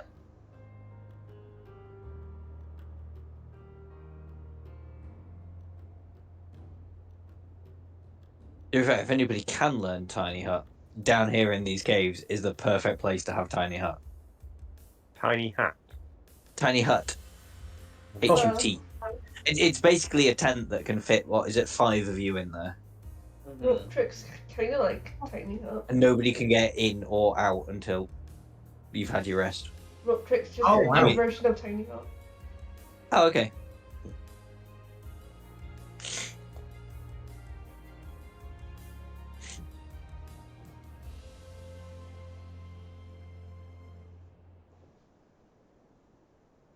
And to be fair, neither of them stops like them just waiting to ambush you until like the spell wears off. Oh, quick note with Tiny Hut. It says that the dome is opaque from the outside of any color you choose. But this is to be like, of any sort of one color rather than just like camo. Because I know some people do that to like try and make it invisible, and it's like that's not what the spell says. There's no.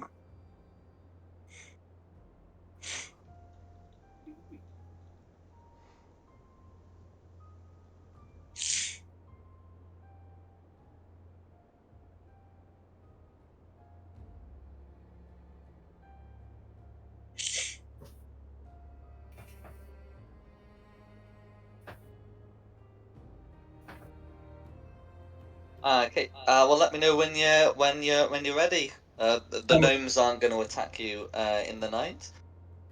Yeah, I'm ready. Better bloody not. Yeah, I'm ready. I'm good. Yeah, you've got to go sleep by the door, but I'm going to be within 30 feet of you, just in cases.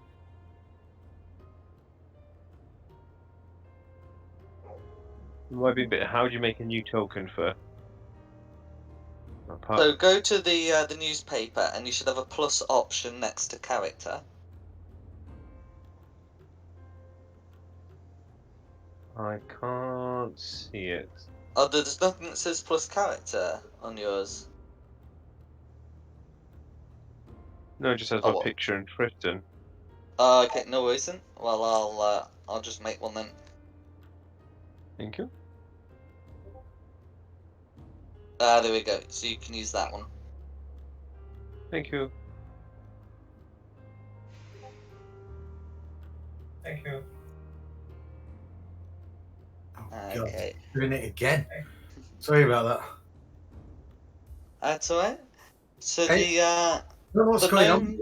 on. Oh, go on.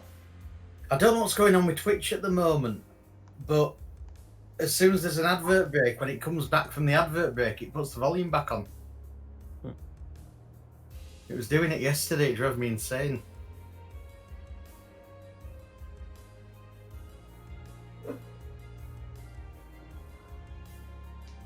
Okay. So when you're ready to leave, the gnomes will show you through the next bit of cave. And as you do so, from one of the side passages as it joins, you can see a set of elven boots, and a good number of lizard tracks joining the path. A set of elven boots. As in the tracks left by a set of elven Okay. boots. Sorry, I thought you meant to say a pair of boots. Okay. Yeah, so when I say a set of elven boots, I mean the prints left by them. Yeah.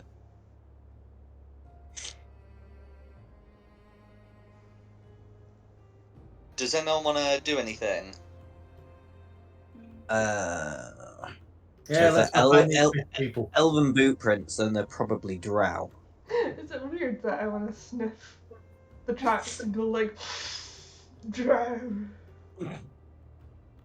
You do you. Yeah. You're able to recognise the prints, but if you want to make a survival check for more information, you can do.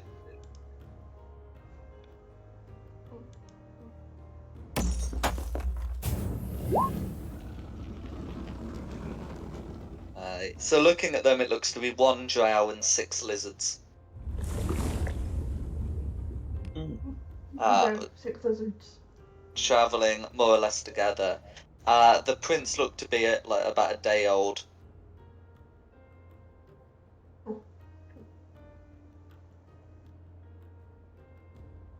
And as you approach, the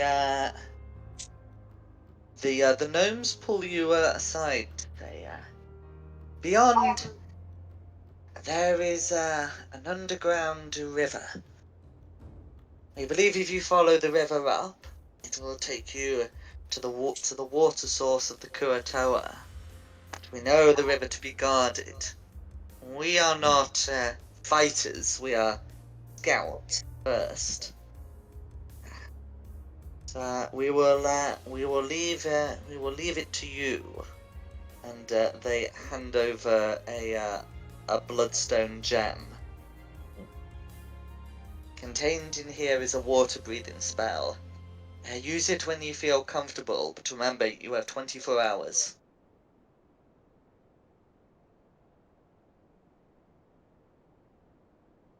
Okay. Can we still follow a path by the river until we may come across guards, or is it we have to be in the river now? I mean, you're not at the river yet. They explained that the river is a short distance away. Okay. Yeah. So, is there anything else you want to do before heading towards the river?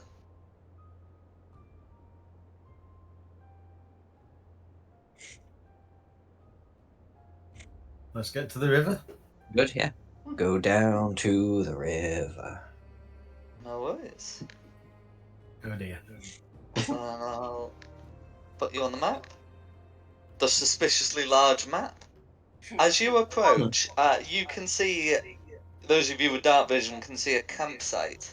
And there looks to be a drow meditating. Okay. Let me just double check something. He's meditating at the minute, right? Does this have semantic components? Oh, any. Right,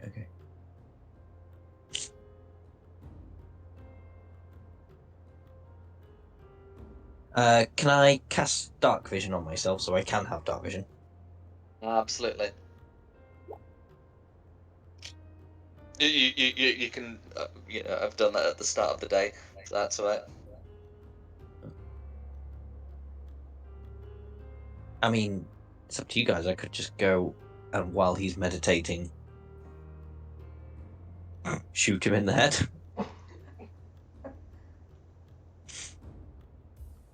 You might not be the only one there, though. Well, we only saw the one set of prints, didn't we? So he's obviously like the lizard commander. Or we try and sneak up on him, knock him out, tie him up, and question him.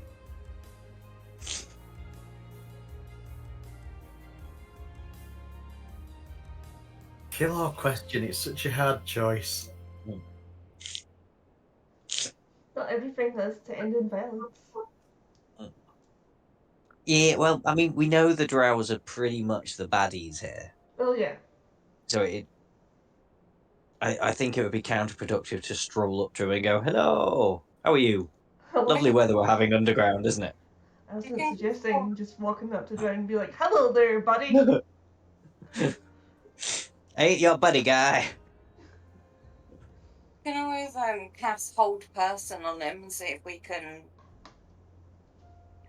paralyze him for a bit and torture him. I mean, question him. I think good if with we that. all come out as one, he'll be intimidated. And if we all got one, and there is lots, then we're ready for a fight. Yeah. Well, we all go together as one, and then Alyssa can cast hold person, and then we know we've definitely got him. Oh, we could shoot him. No, because we may as well ask him a few questions first. All right. Have valuable information. Or her. Okay. Following me, following me. Following you, following you. Nobody else is following. Following. I would, but I'm not there. You have to put yourself down. Yeah. I mean, I've done it for you for the last couple of times, but can you see the little icon that looks like a newspaper on Roll20? Yes. Click on that, and then you should see yourself there. Yeah. And then drag. Click on yourself and drag over to the map. Anyone who wants to get sort of like within 30 feet is gonna need to make a stealth check to avoid or awakening the drow. What's the range on hold person, Alyssa? 60, I reckon. 60. Okay, well just stay just out of range. Am I within 30 foot at the minute? I was. No, we're just outside. Yeah, just outside. So yeah, come about next to me and then cast hold person. Sure.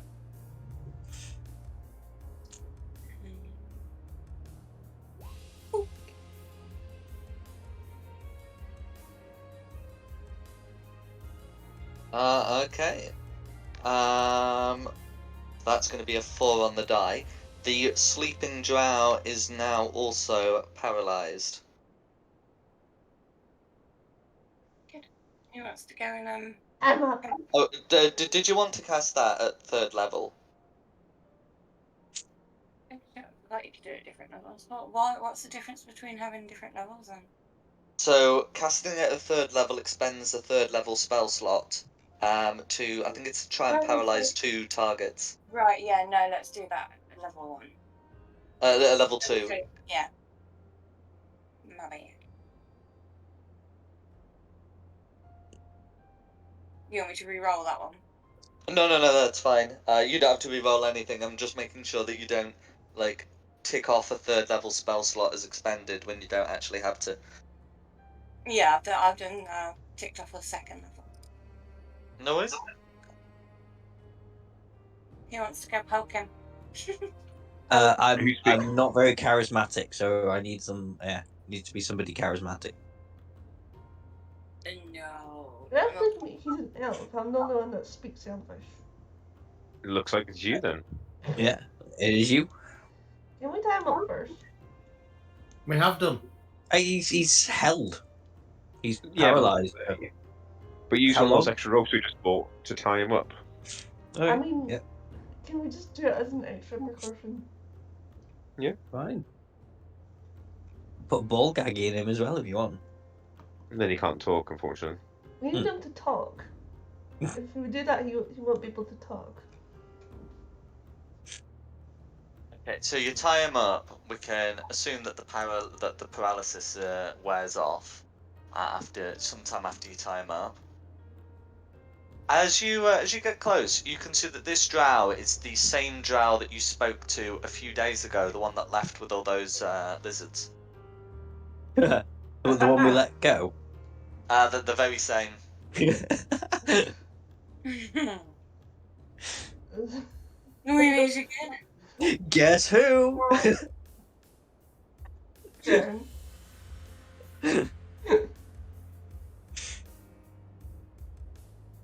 Only this time. Go dog.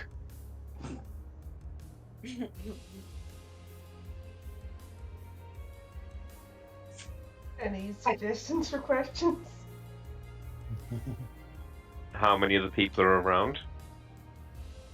Yeah, how many other people are around?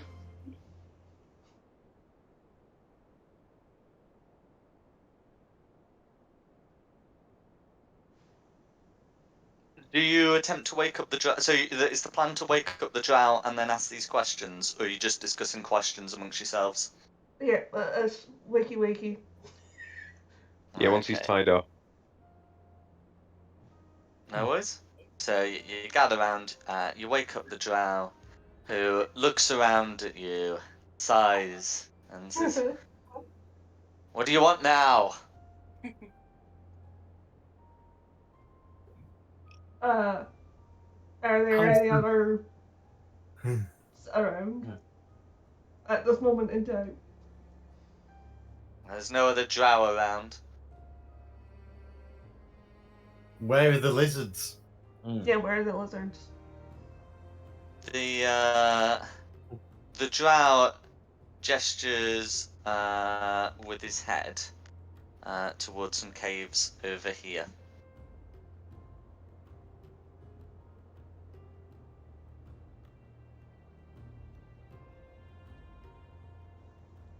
What about asking them something to do with the Ukitulas? Yeah, I mean, I was going to say, what is he hoping?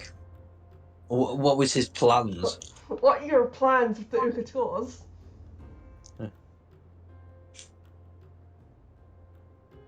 We're at the outpost, we're told. If something happened, we were supposed to fall back to the Kuatoa. Is this a Kuatoa village then? The drow gestured towards map north over there. We heard the river was guarded. Do you know of a way to get past the guards? Other than by being a drow. Or a Kuatura. Or a lizard. The Blind spots in the defences. drow shrugs as best as it can with the restraints. For all I know, they're watching us now.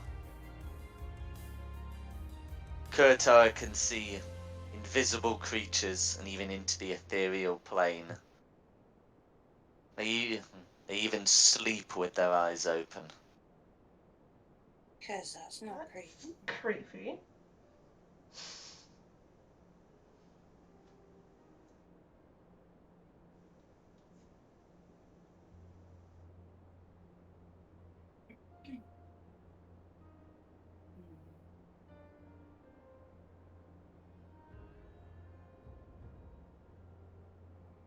Go on, I'll ask him, why are you here? He's falling back to the village. No, okay. Yeah, we can ask, where was it you with all the lizards? I wasn't Yeah. going to leave them there to starve or be Where picked are they off. now? Oh, I kind of like him now.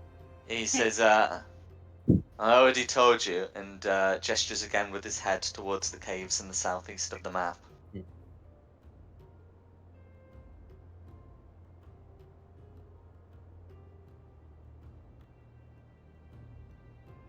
I kind of like him now. I don't want to kill him. I'm gonna go check on the lizards though. Hmm. Okay. Yeah, So all the lizards are dead. you'd easily be able to find that the lizards have been securely tied up in the southern caves. I can probably show you a bit more water as well.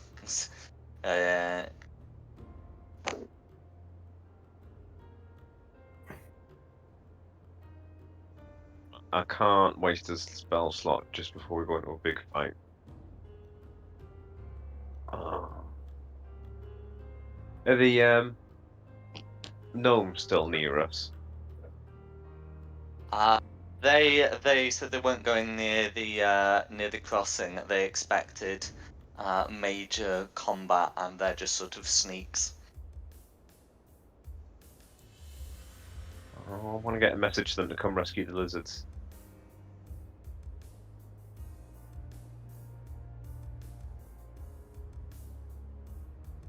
I suppose it's only a day, isn't it? We can get them on the way back.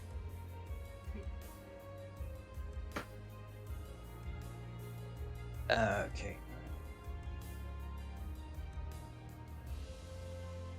Or do we want to take him as a prisoner and all the lizards back to the gnomes?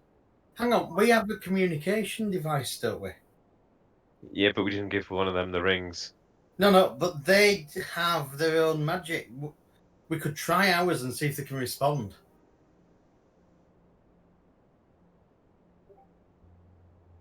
So you know the rings work with the other rings, and you believe that you found the full set.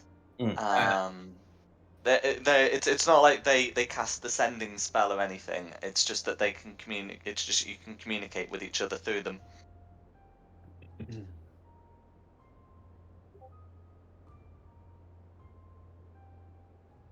Shame.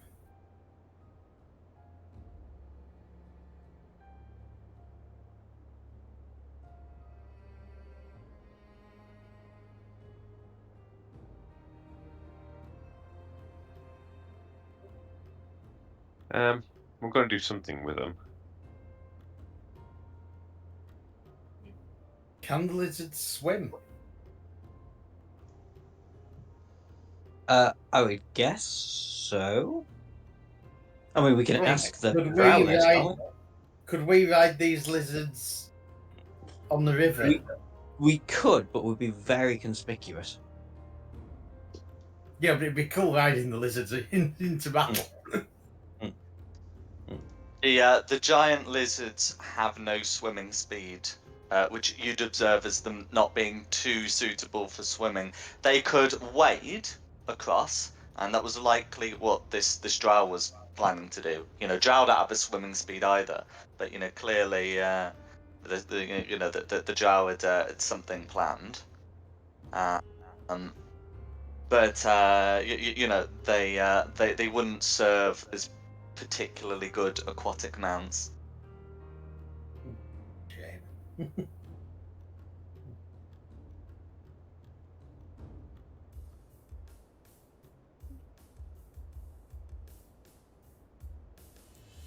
Are we going to get anything more out of this guy? Probably not. let him off to play with his lizards then. Okay. We're not going to take quarts of blood out of him then. No. No. Because to be fair, this could be quite funny. We could just keep catching him like every other session. Right. Let's give him directions. Lizards. Yeah, tell them, get the lizards, head back to the crossroads and surrender to the gnomes. Or could the Because gnomes if we keep can't... hold of him for us? Well, that's my thinking. So he doesn't run along and tell his friends. Because we can watch him head down the passage we tell them. Well, I mean, to be honest, for the time it'll take, we might as well just march him back while he's tied up. Drag him back to the gnomes with his lizards. Ask the gnomes to guard him, and then come back to the sea. How far is it back to the crossroads where the gnomes are? Oh, they haven't gone all the way back to the crossroads. It would only take a few minutes for you to bring them back. Oh, absolutely then. Let's do that. Let's give them all the new mounts.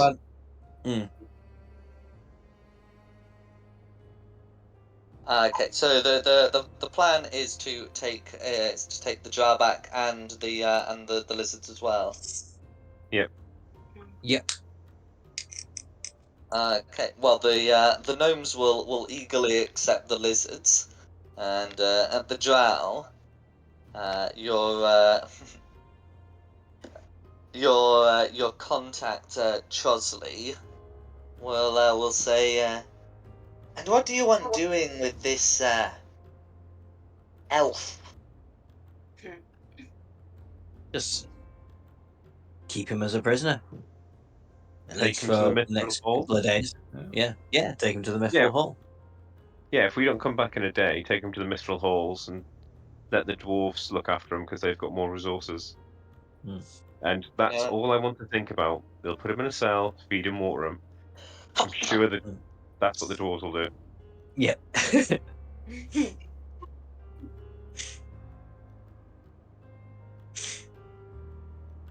The gnomes nod.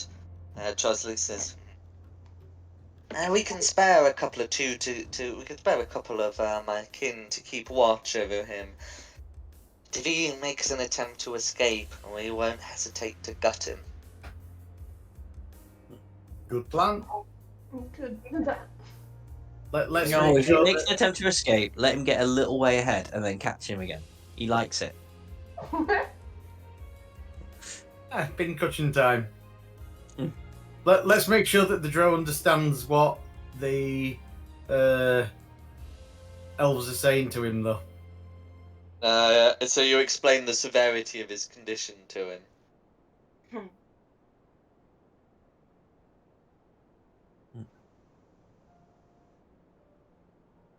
There's a story about an army that captures a general, and they let him go. And he goes, "Why did you let the enemy general go?" And they go, "He's a terrible general. If we kill him, they'll just replace him with something good." I kind of feel like we're doing that now. Let's just let the terrible fighters go and kill all of them. Yeah.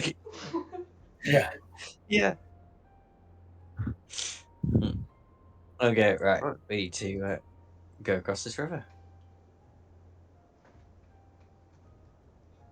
Yeah, how are we doing this then? We trust in this stone, or have we got other plans? Well, presumably only one person can use the stone. No, it's I've got another plan.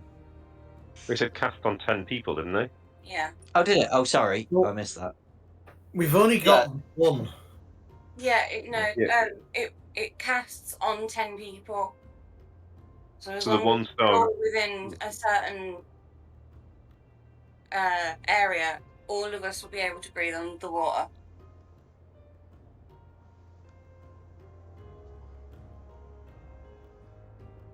Can we see the other side now? So as you get close, you can see the far bank. The river gets fairly deep towards the middle. It's the sort of thing where you'd have to do especially a small creature would have to swim a bit. But you could cross it. The current isn't too severe. I mean, if we Um, want to scout ahead, then we could either have a bat or an invisible fairy. Can fly across. Bat form. And I take it we want to get to here. Is that right, Jack? Oh, well, where do you want to get to? Well, the other side of.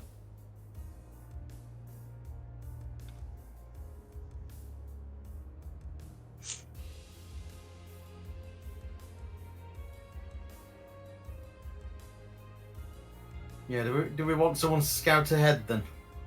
I volunteer to go bat form. I was going to say they said it was guarded, so it would make sense Yeah.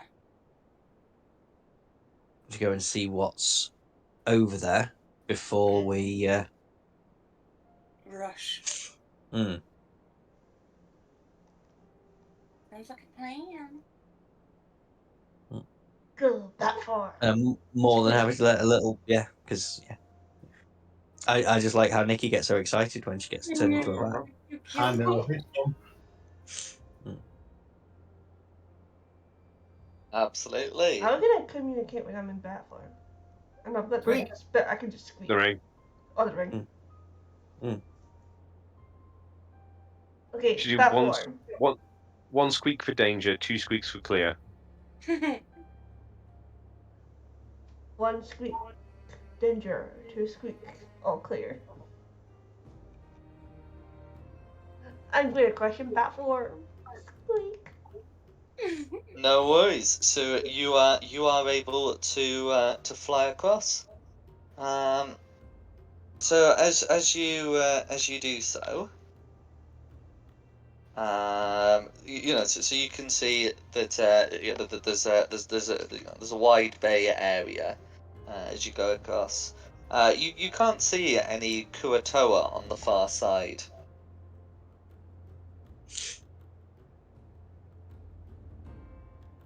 But you can see that there's some side caves. I'll just do a little bit of flying around. Check the side first. Okay, so looking in there, you can hear the sounds of of creatures inside, and as you approach here, you can see some Kuatoa on guard. Squeak.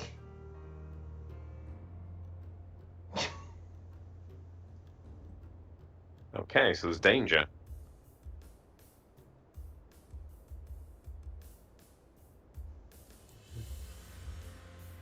I'll take it to this fish person. I'm just a bat.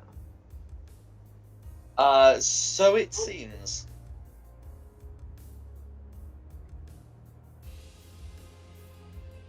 Can I check up here? Absolutely.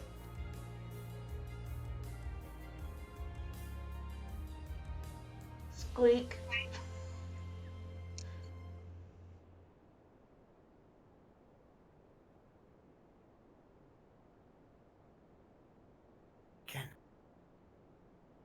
Maybe I'll check this way too.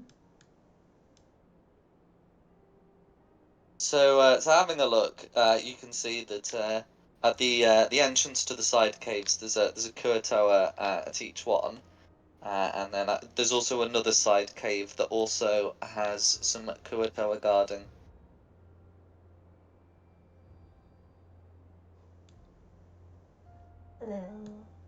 Further up. Okay, and then further up, the main passage continues, presumably towards this settlement. And to be honest, this is probably a lot of legwork for what's essentially going to be us crossing the river and attacking a bunch of fish people. Mm.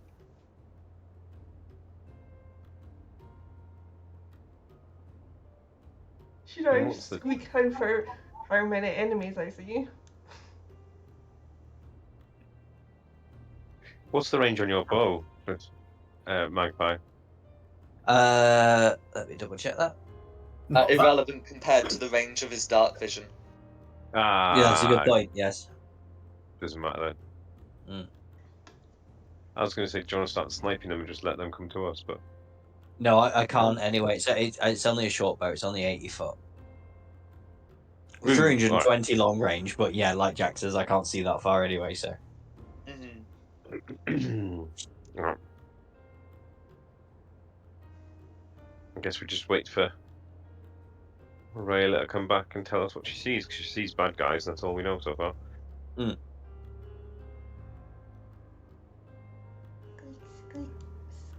I've got a spell of control water. I can part the river, so we can walk through a trench. Can I just stay on this side? Oh, you can do.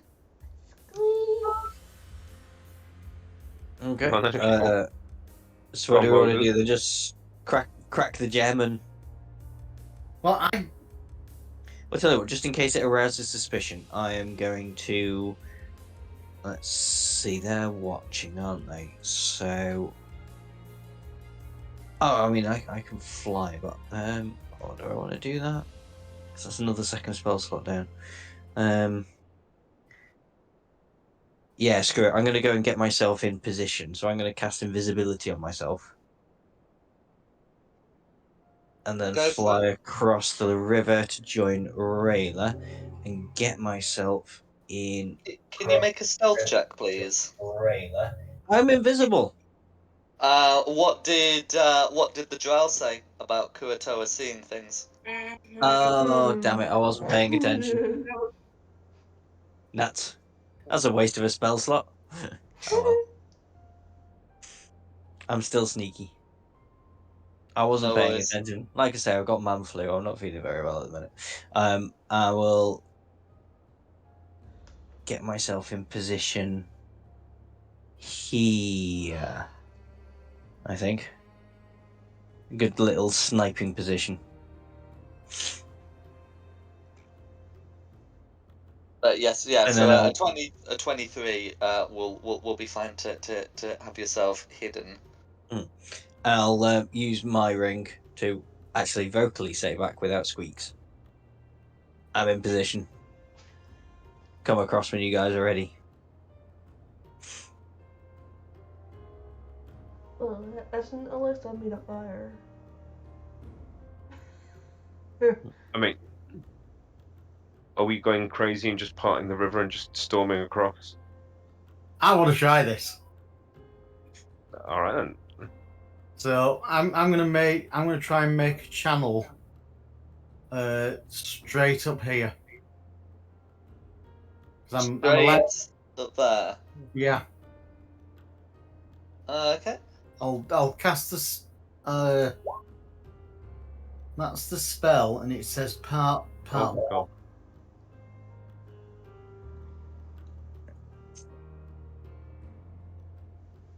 Ooh, 100 so you feet. can choose a cube that is 100 feet on a side.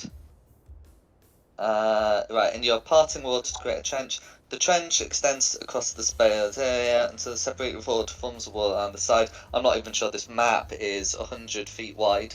So you are effectively draining the river. Okay. Well, no, because it's part water. We're making a trench, so it's 10 foot wide. It's a 70-foot length. So my 300 foot of water movement should be more than enough to make the trench. Oh, okay. So you're doing it. Yeah, okay. It's I'm like, going yeah, that's straight fine. up from No, where it's I fine. am. Yeah, it's fine. I'll allow you to do a smaller area than the spell lets you do. That's fine. Because nothing wrong with doing a smaller area. Yeah. With that. Yeah. So you're able to part a trench, and as you do so, so if I just yeah, can you use the drawing tool to just sort of draw a rectangle of where you want the trench to be, please? Yeah. A very confused looking piranha as we walk past it. And as I say, it's just going straight up.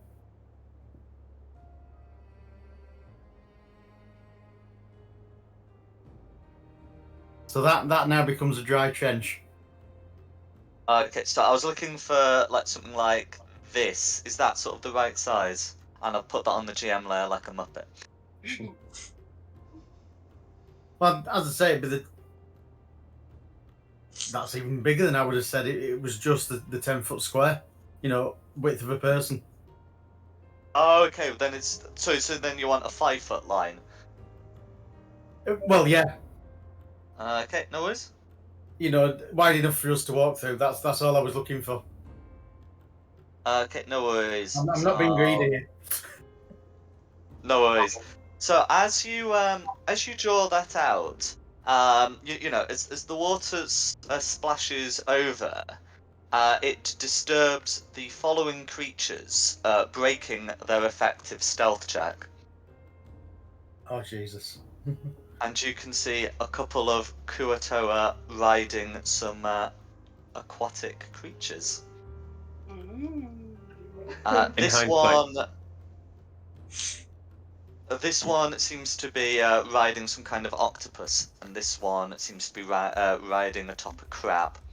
Not gonna lie, that's Uh, fairly obvious in hindsight that was going to come, but never thought of it.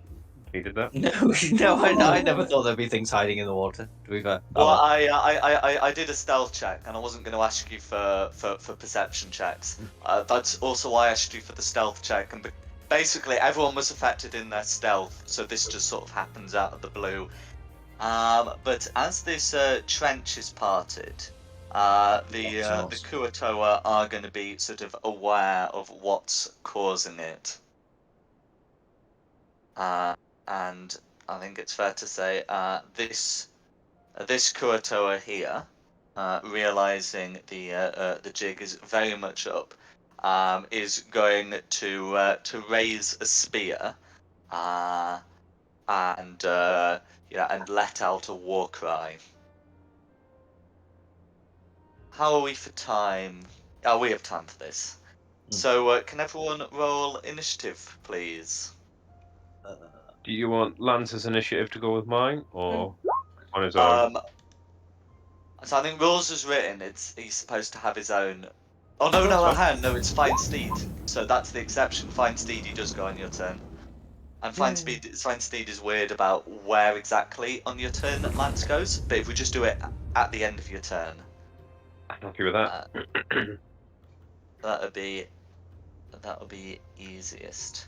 Oh, in terms of who can hear the war cry, Rayla can hear the war cry. Magpie can't. Although Magpie, I'm sure, will be alerted by everyone else. It does mean that Magpie would suspect the other Kuatoa and not going to get involved. If Magpie can't hear this. Okay, the other Kuatoa aren't going to get involved. Fair enough. So it's just red and green we've got. Okay, let me check initiatives. Walking across as well before they attack. There's going to be 4 initiatives, I'm afraid.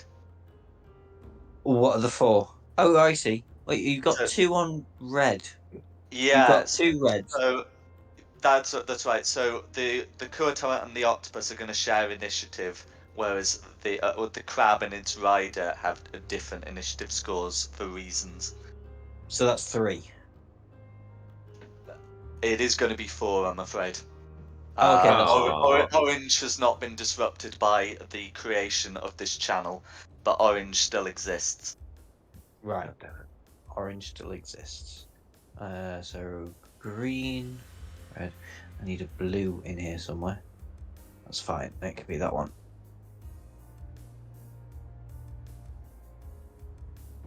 How far across would we have got before these attack? So you've parted the river, which has revealed their position, and this guy's got angry. That's right, sort of why we're in initiative. Got it.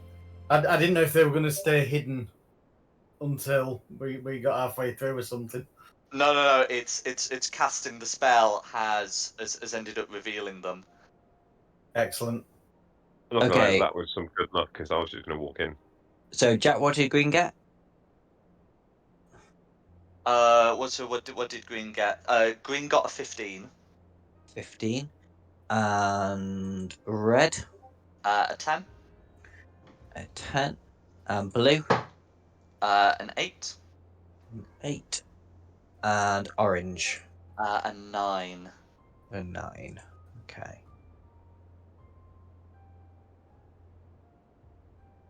Okay. I'm ready when everybody else is. Yeah, ready when you are. It'll be Rayla up first.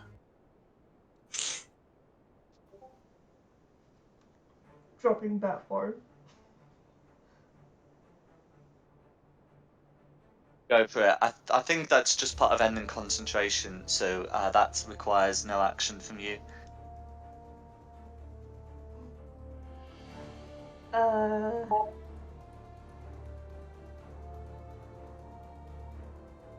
Crossbow to the crab. Go for it.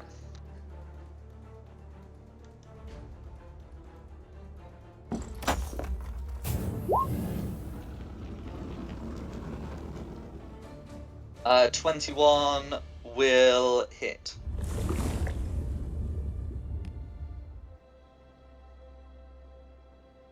I would hope Okay. one does hit. For 6 piercing damage. Which all goes through.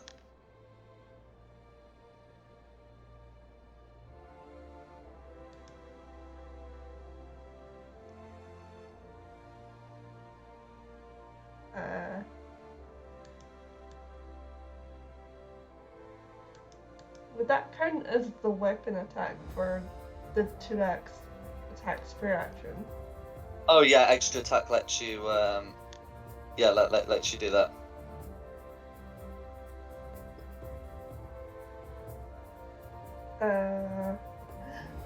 Can I just gonna shoot it with my crossbow again? Can I use the same weapon or does it have to be something different? No, it can be the same weapon.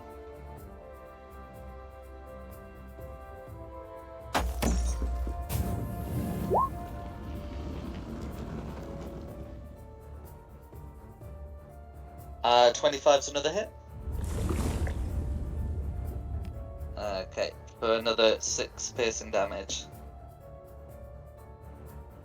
That's my goal. Okay, then it's me. And I am within 80-foot range of that, and I'm presumably hidden still. You are still hidden. You might have heard the thing rise up. I would still expect you to use sight to make your shots, though. Yeah. So, oh right, okay. So I might need to move a bit closer. Okay. That's okay. I can do that. You just.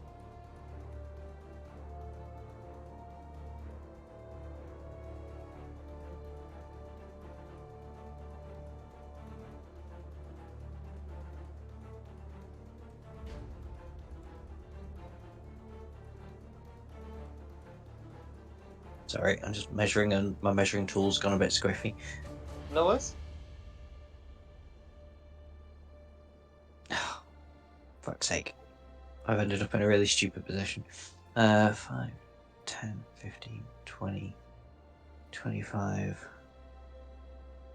I'm gonna have to come out into the open. Will it still class as hidden because I've jumped out, or?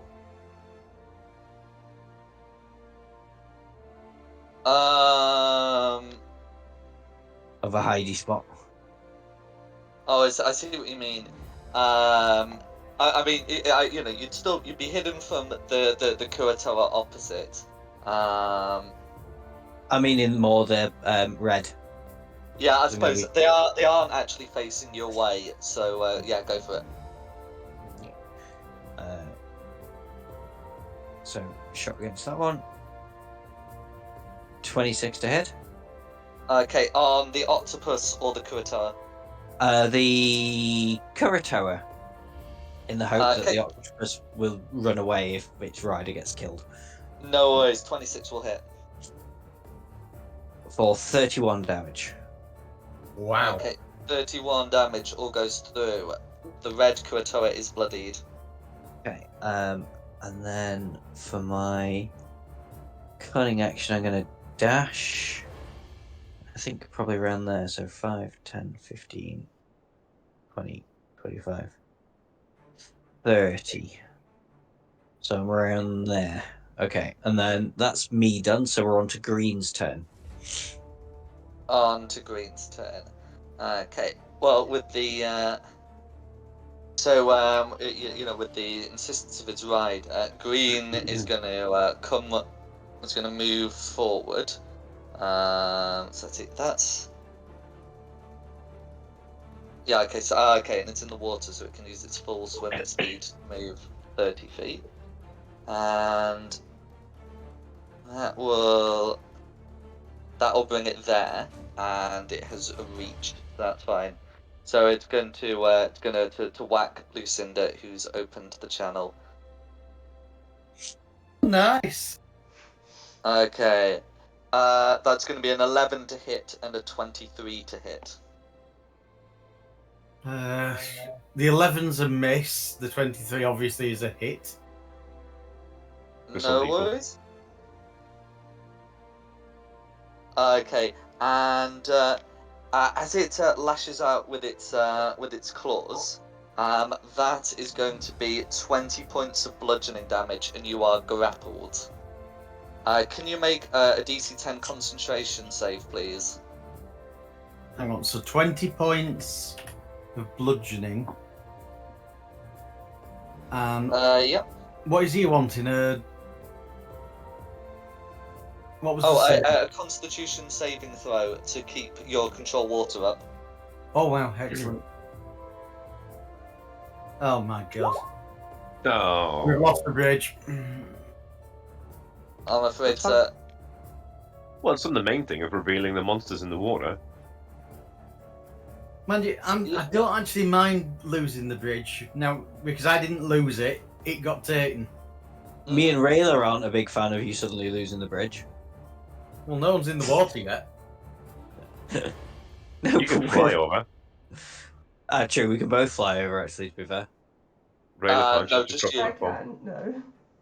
I thought the Cloak of the Bat gave you, if you grip the Oh, collars with sorry, both yes, hands. sorry, yeah. Sorry, Rayla can. So I was thinking bat form, but you're right, Rayla can because it's dark. No, sorry, that's my bad. Yes, both of you can fly back over. And really, you can look super that's cool while Green's you're go. doing it as well. So that's Green's go, so it's Tristan's go. Yay! Actually, Right. Yep, I'm going to come up here and test out my shiny new sword.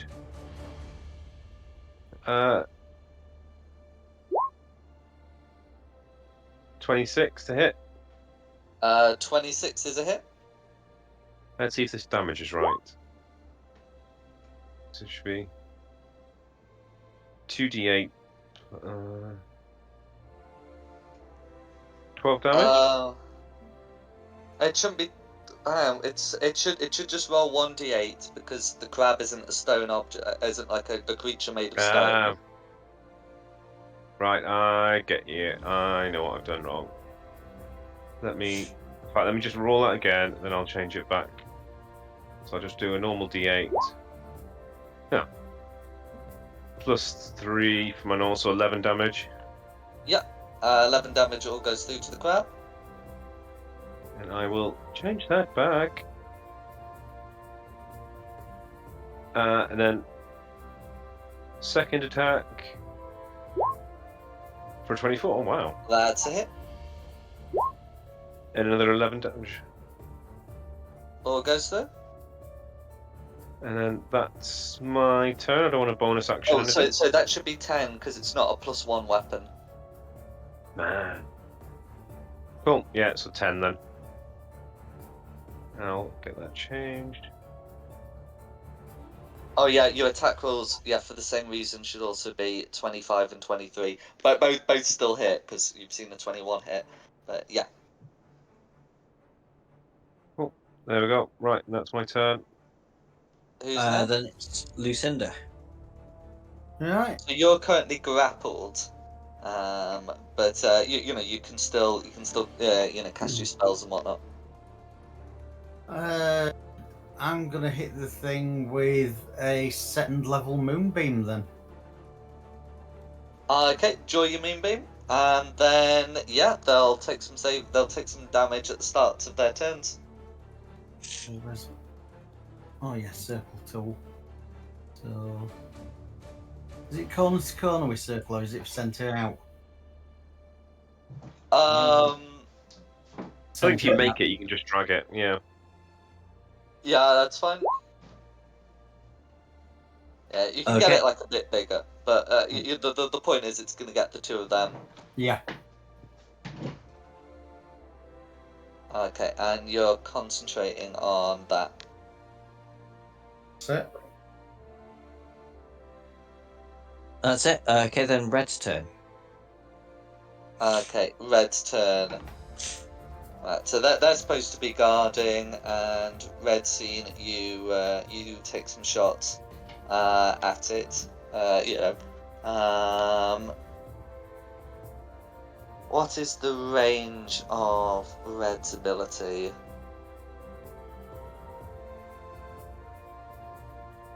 Okay. Okay, well I can still throw that. So Red urges the octopus to move forwards. The octopus is a monstrous swim speed, but you are on land and not near enough the water to get in a 5-foot reach. But you know, Red can certainly still throw a trident. I'm going to just keep it there so the health bars don't overlap at Magpie. And that is going to be, what is it? Okay, so that's going to be a 17 to hit. Yeah, that hits. Okay, and I'll uncanny dodge. no worries. So that's thrown with one hand. So that is going to be so it's going to be okay, 6 piercing damage.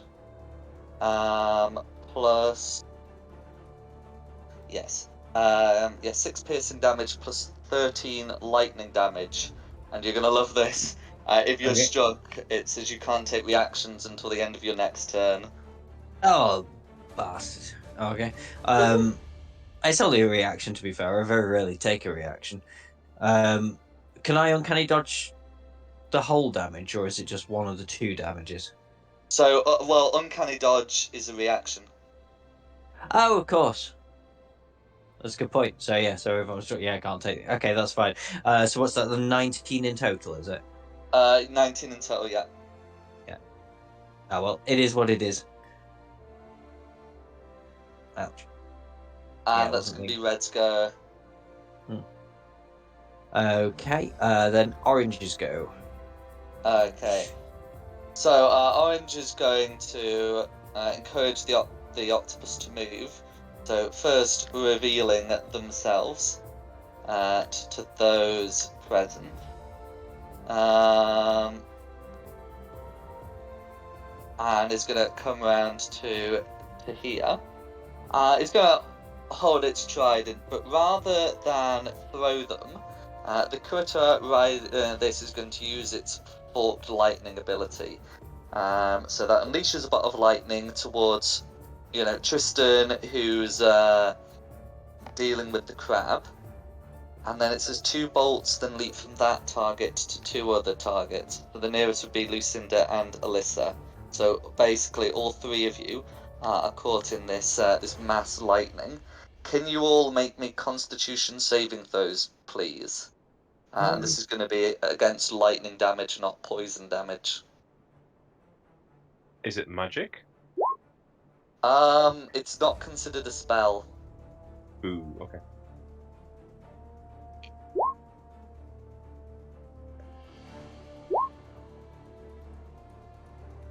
Okay. So Tristan with a 12 fails, and I believe Lucinda's actually getting a 14. Meanwhile, Alyssa, whether that's a 17 or a 20, that's going to succeed. Okay. So let's get that rolled. Okay, so Tristan will be taking 14 lightning damage and is incapacitated, and the other 2 are just taking 7 lightning damage.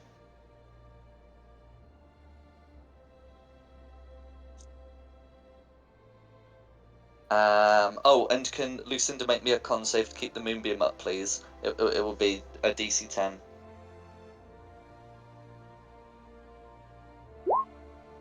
Oh no!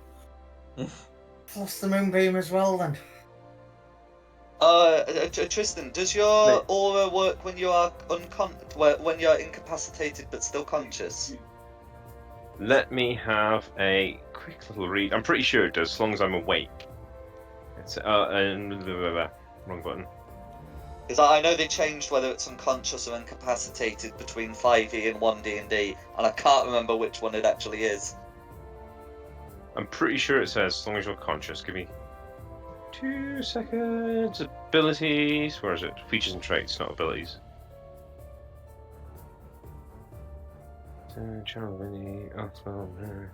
Aura protection while you are conscious. Okay, right, in that case, that would turn Lucinda's 8 into an 11. Oh, yeah. Yes, it would. Okay, so right, so the moonbeam is still up, and that's the damage that's happened, and that's Orange's go. Then it's Blue's go. Okay, so Blue is starting their turn within the moonbeam. So it's gonna make a save, and then after the modifier, it's a con save, right? It will be, yeah. So that's going to be DC 10, which that's going to be a fail.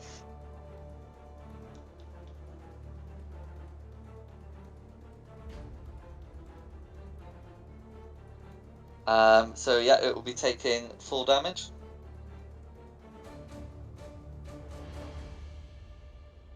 Did I not cast the moonbeam in the end? I thought I did. Oh yeah, moonbeam. DC 13. Yeah. Yeah. So how much damage is it taking? It's saying when I cast it, it was 9 radiant. Right. Okay. So it's going to take 9 radiant damage. Right. It's going to try and step out of the moonbeam while still being on top of the crab, and is going to cast a spell of its own. As you can see, a bunch of fiendish little jellyfish flitter around it. And that is going to be the Kuatoa's go. Okay. Then it's Alyssa's turn. So before you do anything, can you make me a wisdom save, please? As the jellyfish swarm around you. Who needs the wisdom save? Oh, Alyssa.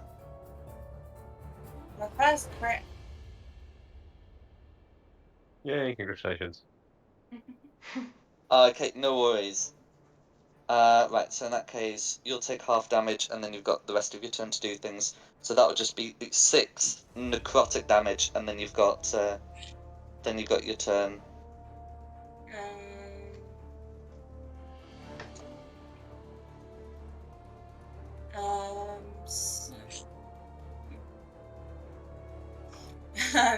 So I'm gonna cast. I love the name of this spell. Through that guy in particular. And I would do it at a. Have you got 1, 2, 4.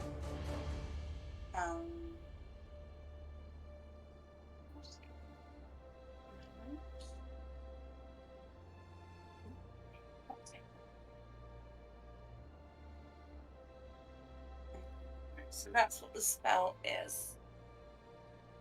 Okay, bolt of lightning. Okay, so is that core lightning? Yeah, but it's called Screw That Guy in particular for some reason.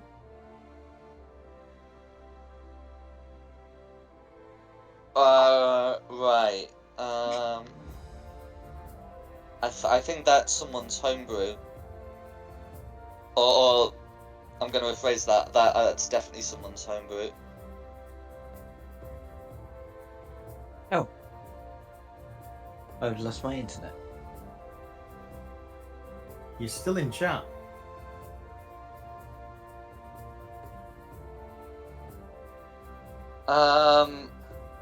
Yeah, I mean, the description looks like it's... but basically, that's not like a D&D spell. That's something that someone else has made. Yeah. Screw that guy in particular. That's gonna be someone's homebrew, I'm afraid.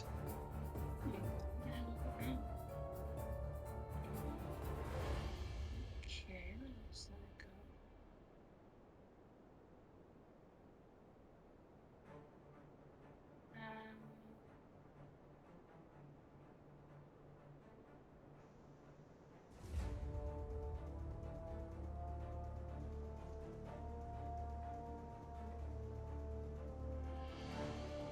go. Okay, here we go. Okay, so I will do Tasha's Caustic Brew. Okay, that's fine.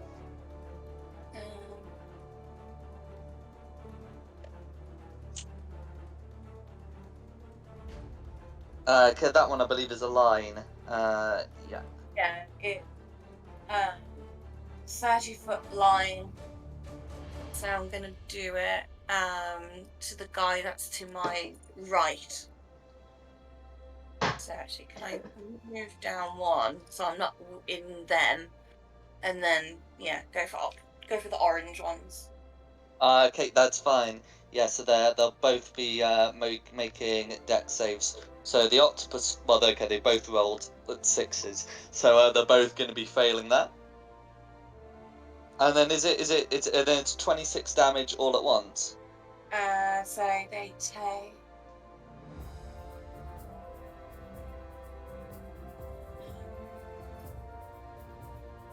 Apparently, yeah. Okay, no worries. And then you also get covered in acid, which is 2d4 acid damage at the start of their turns. Okay, no worries.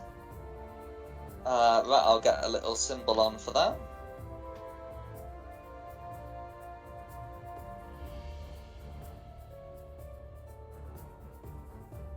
That's me done. Okay, no worries. Who's next? So we're back round to the top for Rayla. I'm gonna try shooting that that's on the octopus. The red one. Go for it.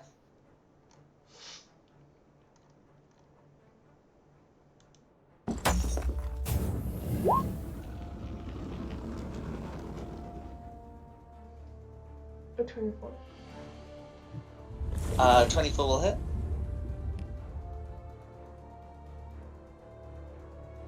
5 piercing damage. All goes through. I'm gonna take a second shot with my second action. Absolutely. Oh, with your extra attack. Yeah.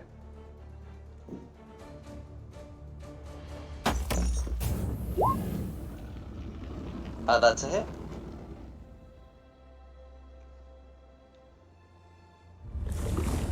Seven piercing damage. All goes through. That's very cool. No worries. Then it's me. Is it too late to say that after my last turn, Enola gave me the help action? It's fine if it is, because I completely forgot to say again. Oh, okay. Yeah. No worries. All right, cool. So then, if Enola's given me the help action, I will take a shot at the rider again on here. Go for it.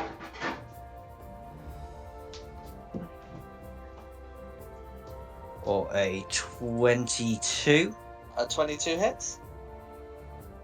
for 30 damage.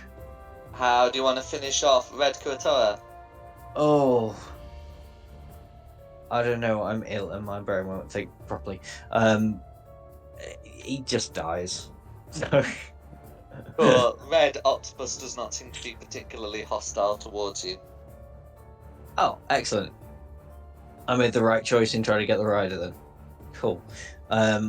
Okay, well, if Red Octopus is not hostile towards me, I'm going to come and join Rayla. So 5, 10, 15, 20, 25, 30. And then at least we can get the two of us together. Let me just check something.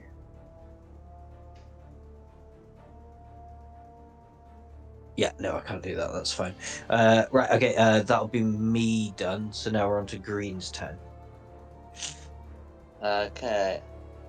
Now, okay, Green. Okay, so Green's got Lucinda grappled and Tristan's in front of it. But of course, first things first, it's making that con save. It rolled a 5. There's no way it's making that con save. Can you roll for damage, Lucinda, please? You want me to roll again, or just use the damage that was there? Oh. The damage was 9. Oh, okay. I mean, as I say, I'm not recasting the spell, so... No worries. Okay, so in that case, it's going to try and whack Lucinda and whack Tristan. Tristan is only incapacitated, so there'll be no advantage. And with Lucinda, it's just sort of trying to crush Lucinda in its grip. So the one on... Okay, so the one on Lucinda is going to be a 19, and the one on Tristan, you're going to love this, Tristan, is a 24, exactly. Oh, I should have used my spell. I was debating whether to use... To be fair, if you were... The incapacitation would have removed your Shield of Faith anyway, if you did have it cast. Yeah, oh yeah, save spell slot then. Cool. So 19 damage or 19 AC? Oh, sorry, 19 to hit. It hits. Cool. So that's going to be 26 bludgeoning damage on Lucinda, and 20 bludgeoning damage on Tristan, and the two of you are grappled. Cool. Can you make me a DC 13 Constitution save to keep your moonbeam up, Lucinda? Something decent. Yes! There we go. And of course, that's actually a dirty 20. So you are, yeah, that's absolutely enough. If you don't mind me asking, where are you getting this extra 3 from? Me. Right. That's good. I didn't know about that. Within 10 foot of me, you get a +3 on saves. It's alright. Who's next? Tristan. So Tristan Right. is incapacitated until the end of Orange's turn. Cool. No, Thanks for coming. Dom's then written it's then back to me. Yeah, it's alright, I'm back now, so Oh. yeah. Did you do your mid-game wee again? Endgame we. Oh, really? Yeah, so if Tristan's had his turn, then it's Lucinda's turn. Mm-hmm. Oh, actually, sorry, there is one thing Tristan does have to do. Sorry. Can Tristan and Lucinda make me wisdom saves, please? As the blue Kuratoa's spiritual jellyfish start harassing you. Thank God.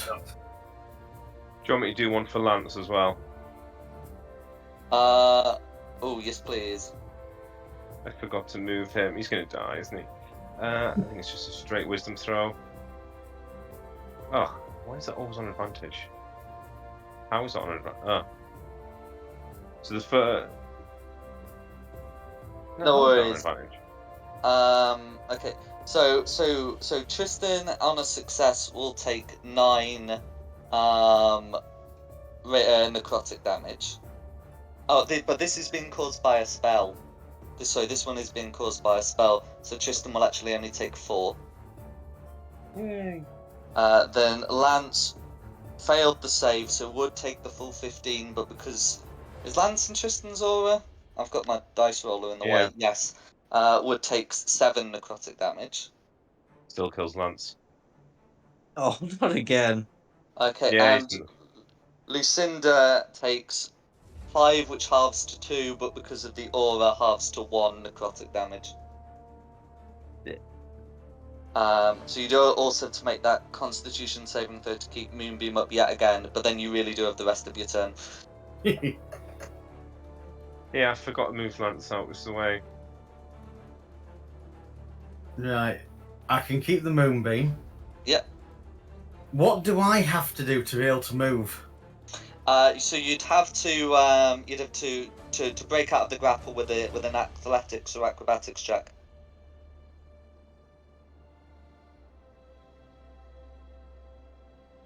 Right. I've got the same on both. I need to get out of here.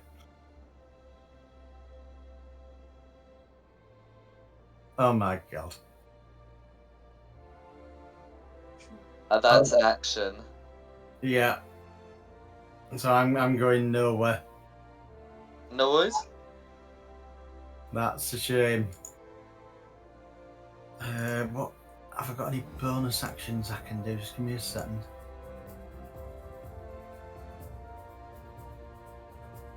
I can use a cantrip as a bonus action. Give me 2 seconds. Just trying to see which I've got.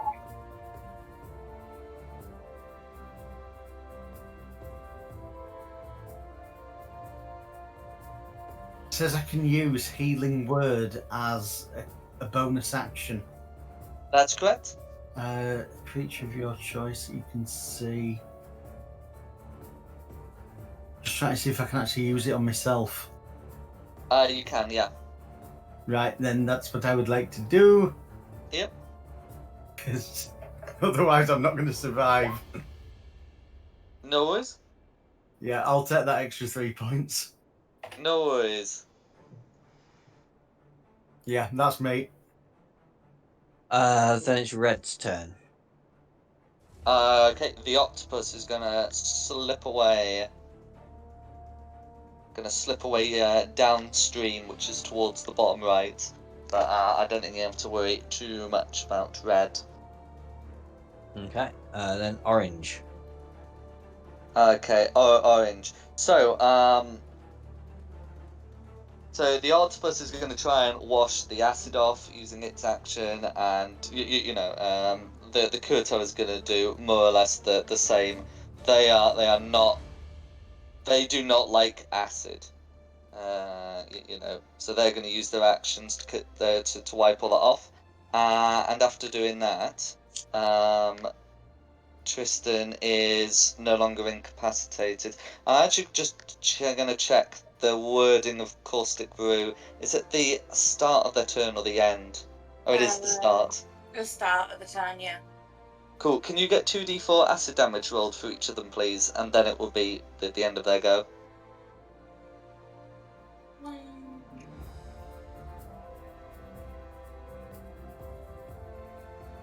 Okay. Right, and that's orange. Who's next? Blue. Okay. So, right, so it's blue. Who's next?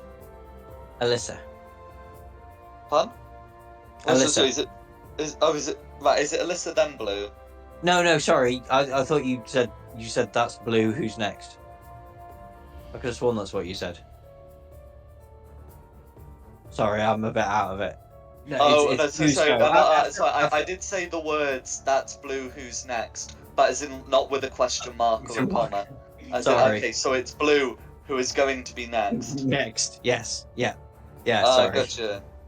Okay, so Blue's gonna make a bite attack and a spear attack against Tristan. That's fine. And Tristan's only grappled, not restrained, so neither of those are going to be made with advantage.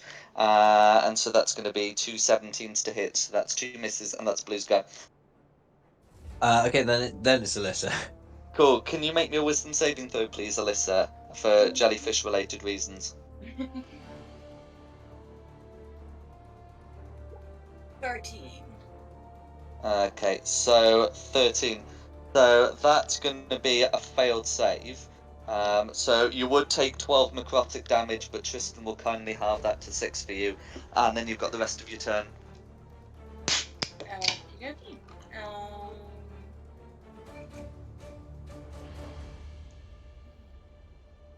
I think I'm gonna go with the Tasha's Brew again, because that's quite fun to do. Absolutely.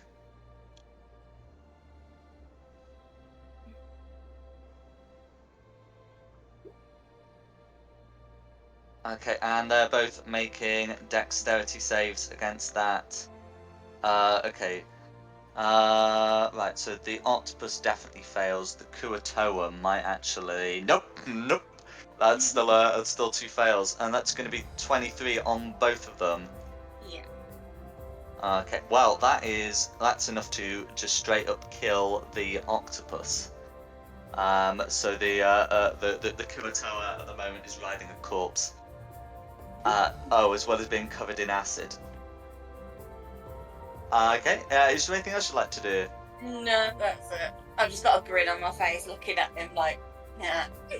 Absolutely. There's a good chance that Kurto would die before being able to wash that off. It's not. I think it's like a 30% chance it dies before being able to wash that off. But that's still not great odds for survival. And yeah. So if that should go, who's next? Back all the way around to Rayla now.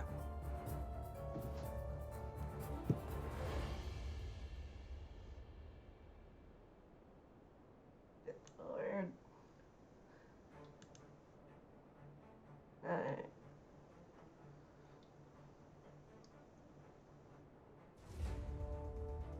Can I firebolt this guy? And the blue Katoa. Okay. Right, so the blue Kuatoa is further away than your dark vision, and his spell doesn't say anything about it emitting light.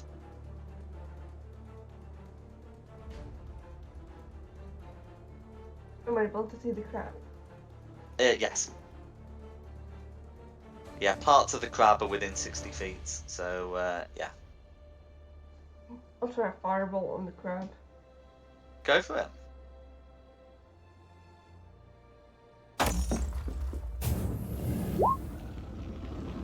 So 14's going to be a miss, I'm afraid, as it fails to penetrate the crab's armor, but you can use your bonus action to make a weapon attack.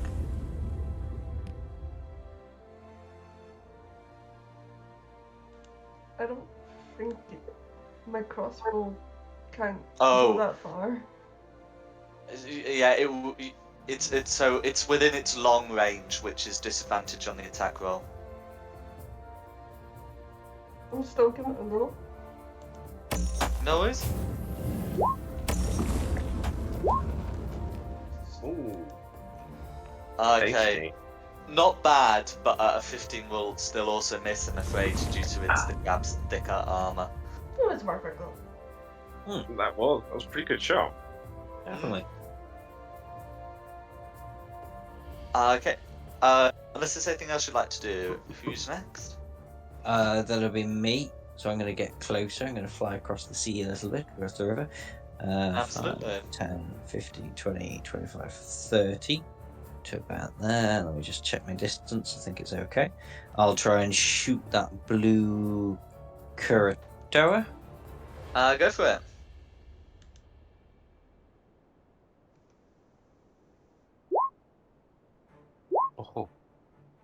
Oh. So 24. 24's gonna be a hit. Yay. For Oh, wow. 25 damage. Okay, 25 damage. That's all going through, and it has to make a DC 12 Constitution save to keep that. That is gone on the jellyfish. Oh, Go excellent. back bag!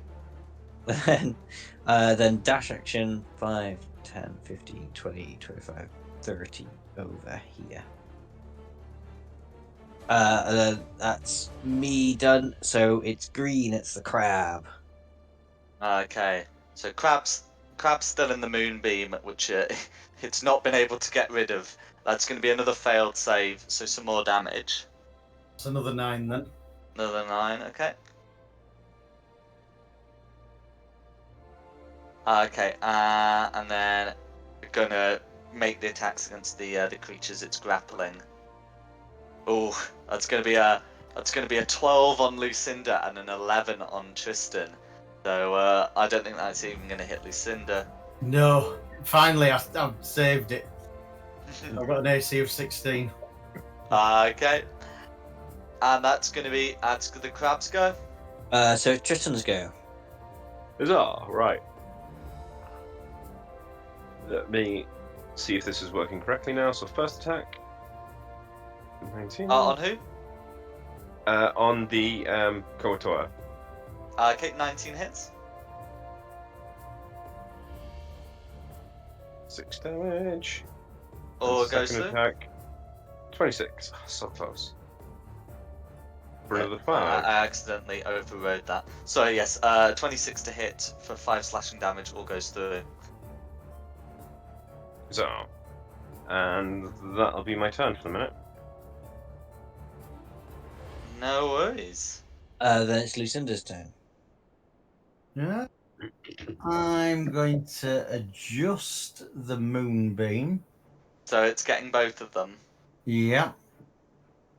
I'll let you do it because I'll just move the crab. How do you move an object that you've placed? So you, if you drag a square that encompasses the full object, then you can just drag it.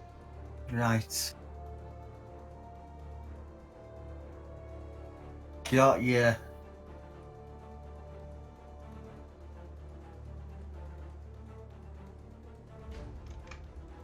Except it's not. That's Ah, I'll there have a go. you go. Oh. Where's he Oh, off? there we go. You've got it to move. That's fine. So that's now covering both of them again. No worries. And that's going to be everything I can do. Okay, then it's red's not in anymore. It's Orange's turn. Okay, so before Orange can try and wipe that acid off, some acid damage is applied. So that'll be 2d4 damage to Orange, please, Alyssa. 8. And that will be lethal. Nice. Who's next? Blue. Okay. Does Blue have... Okay, so Blue can't cast that again. Okay, in which case... So, Blue's gonna have another go with its bite and its spear on Tristan. And is going to call out in... Hang on, Blue's started his go in the moonbeam. Oh yes, so yes, you're right. Con save first. Okay, made the save, but will still take half damage. So that'll be 4 then, won't it? Yeah. Okay, yeah. So now it makes its attacks against Tristan. It's gonna call out and say, "Even if we perish, our people will avenge us." Okay. Okay, and then after it attacks, the bite attack is going to be a 24, and the spear attack is going to be a 17 on Tristan. So I think that'll just be the bite attack that hits. Yeah. For a whole 4 points of piercing damage. However, that is just enough to take me to bloodies. Mm-mm. And that's Blue's. That's Blue's go. Then Alyssa's turn.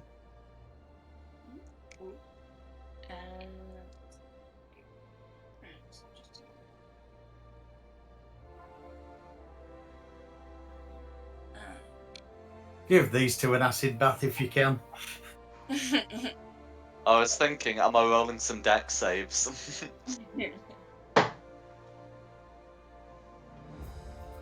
here we go. Oh no, it's a 20-foot radius. I'll end up hitting people. You could cast that in a way that if you do it out to sea, so it would just get them.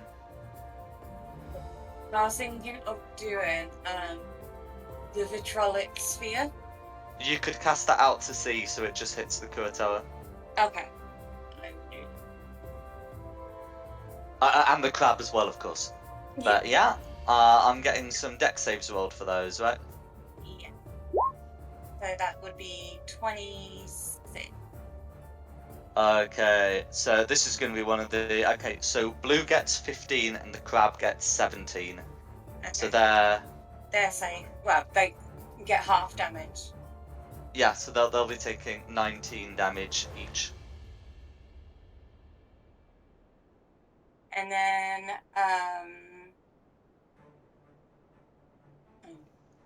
on a failed save, if a creature takes 10d4 acid damage and another 5d4 acid damage at the end of their next turn. How about is that on a successful save or a failed save? This is on a failed save. Okay, so yeah, so they succeeded, so they take no damage at the start of their next turn. On a successful save, creature takes half the initial damage and no damage at the end of its next turn. So it would take the 10d4, but it won't take the 5d4 acid damage. Gotcha. Yeah. Okay, that's fine. Yeah. Oh, right. Okay, I see. Yeah. And then I think what it's done is it's rolled the 10d4 and the 5d4 there, which is okay. So they actually should have taken 14 damage, not 19 damage. Roll 20 always displays that in a weird way. I'm gonna have to remember that. But yeah, I'll get a bit of that refunded. But anyway, the point is neither of them are looking good after that. Okay. Okay. Is there anything else you'd like to do? No, I'm not good. Okay, Relay, you're up.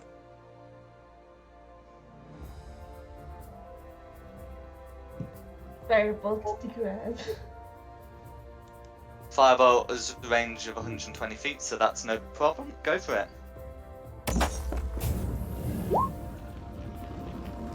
21 will hit the crab. Okay. I would love that to be lethal. There is no way that we can consider the water deep enough to submerge it, so it will take the full 3 fire damage. Because fully submerged creatures are considered to be resistant to fire damage. And you got your bonus action on the crossbow. It's a pause, I'll try that. Oh yeah, I mean, so you've got a bonus action which you may spend on the crossbow if you so wish. But that's just damage. Yes, it will be, I'm afraid. 19 Wow. will still hit.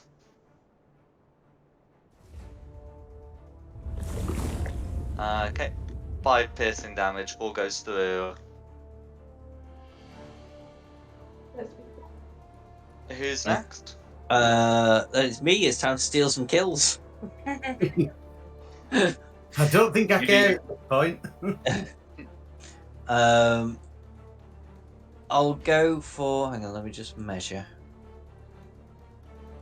Yeah, I'll go for the actual fishy person. That's name's gone out of my head again.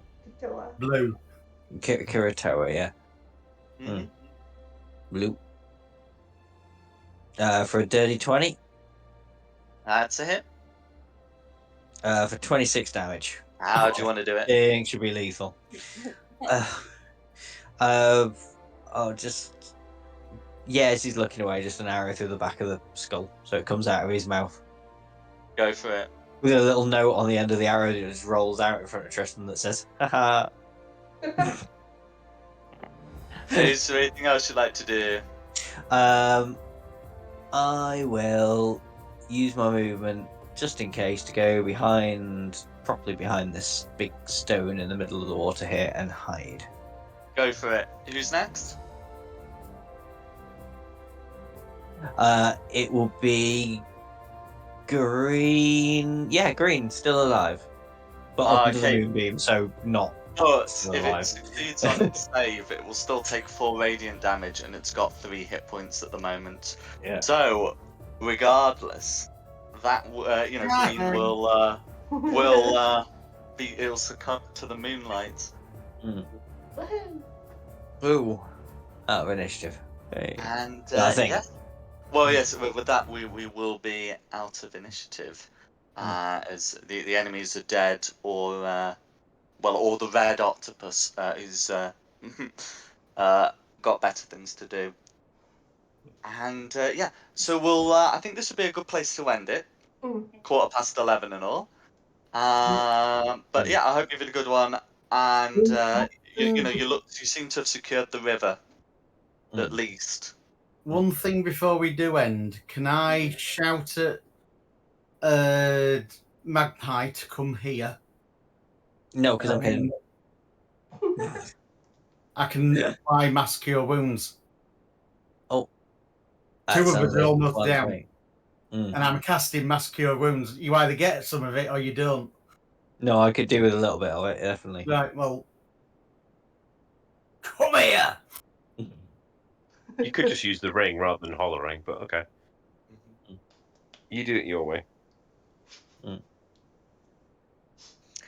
Right, I don't know if Rayla's was injured, but she can use her cloak to I get up. don't think Rayla did get injured at all, did you? No.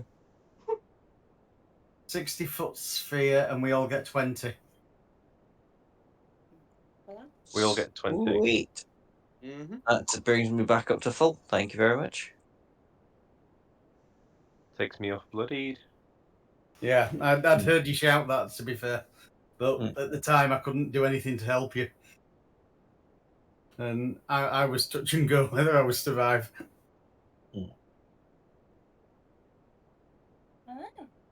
No worries. Oh, just before we just before we go, I just want to confirm. What's your plan from for next week? Because the gnomes have suggested that they know, that they've suggested that they know a route sort of upriver. But you can also take the land route if you wanted to potentially deal with the Kurtower's land defences. I mean, I'm quite happy to fight through, though. Okay. Oh, I won't be here next week, but I'm doing witch hunt. Yeah. No worries. I think I'm away next week. I've got a problem as well, Jack. I'm not going to be here next week. Oh, it looks like we might have a game next week then. I am sorry. If Nikki's here, Kirsty's not here, and yeah, well, I mean, yeah. So if Nikki's away, we won't be able to stream next week, and I think if we're going to have some other absences, which is fine, it's all perfectly normal. Then we'll meet again in 2 weeks. Then the 15th. Yeah. Yeah. Yeah, I am sorry. What? I will be at St. Anne's running a laser and kite show. Oh, I like Lytton. It's nice. Next Friday evening. That's it. Yeah, and if just make sure, like in the GDQ chat, it said whether you're planning to go by river or by land. Just because it would be a bit easier on my prep. Yeah. 1 lantern by sea, 2 lanterns by land. I don't know. Let's take the river. Yeah. More scenic. River for one, because one of our parties split at the moment. We can think that we're doing the whole Lord of the Rings thing where they're canoeing down the Anduin. In a barrel. I wonder what. No, not that. No, not the Hobbit. Lord of the Rings. Don't we have to go under the water? That's why we've got the water breathing rock thing. Yeah, well, we thought that this time, but then we just did a Moses. Well, Lucinda did a Moses. And the red countdown started. Oh, okay, right. In that case, we'll need to do the credits. So, thank you all for coming. I hope you've enjoyed it, and thank you the audience for watching. The maps used in the session were from John Pintar, author Tom Cartus, with additional map assets from Tom Cartus. The tokens are from Wizards of the Coast, and the music is from Serpent Sound Studios. This has been Fate of the Dice's Shrine of the Kuatoa, part of the Descent into the Depths of the Earth series. We've hope you had a good one. Thank you very much, Jack. Yeah, thank you. Thank you very much. Have a good one. I'm gonna dip straight away. Sorry, because I'm poorly and I want to get some sleep because I'm still having to go into work tomorrow, though, even though I'm ill. So I will catch you all very soon. 2 weeks. Take care. No worries.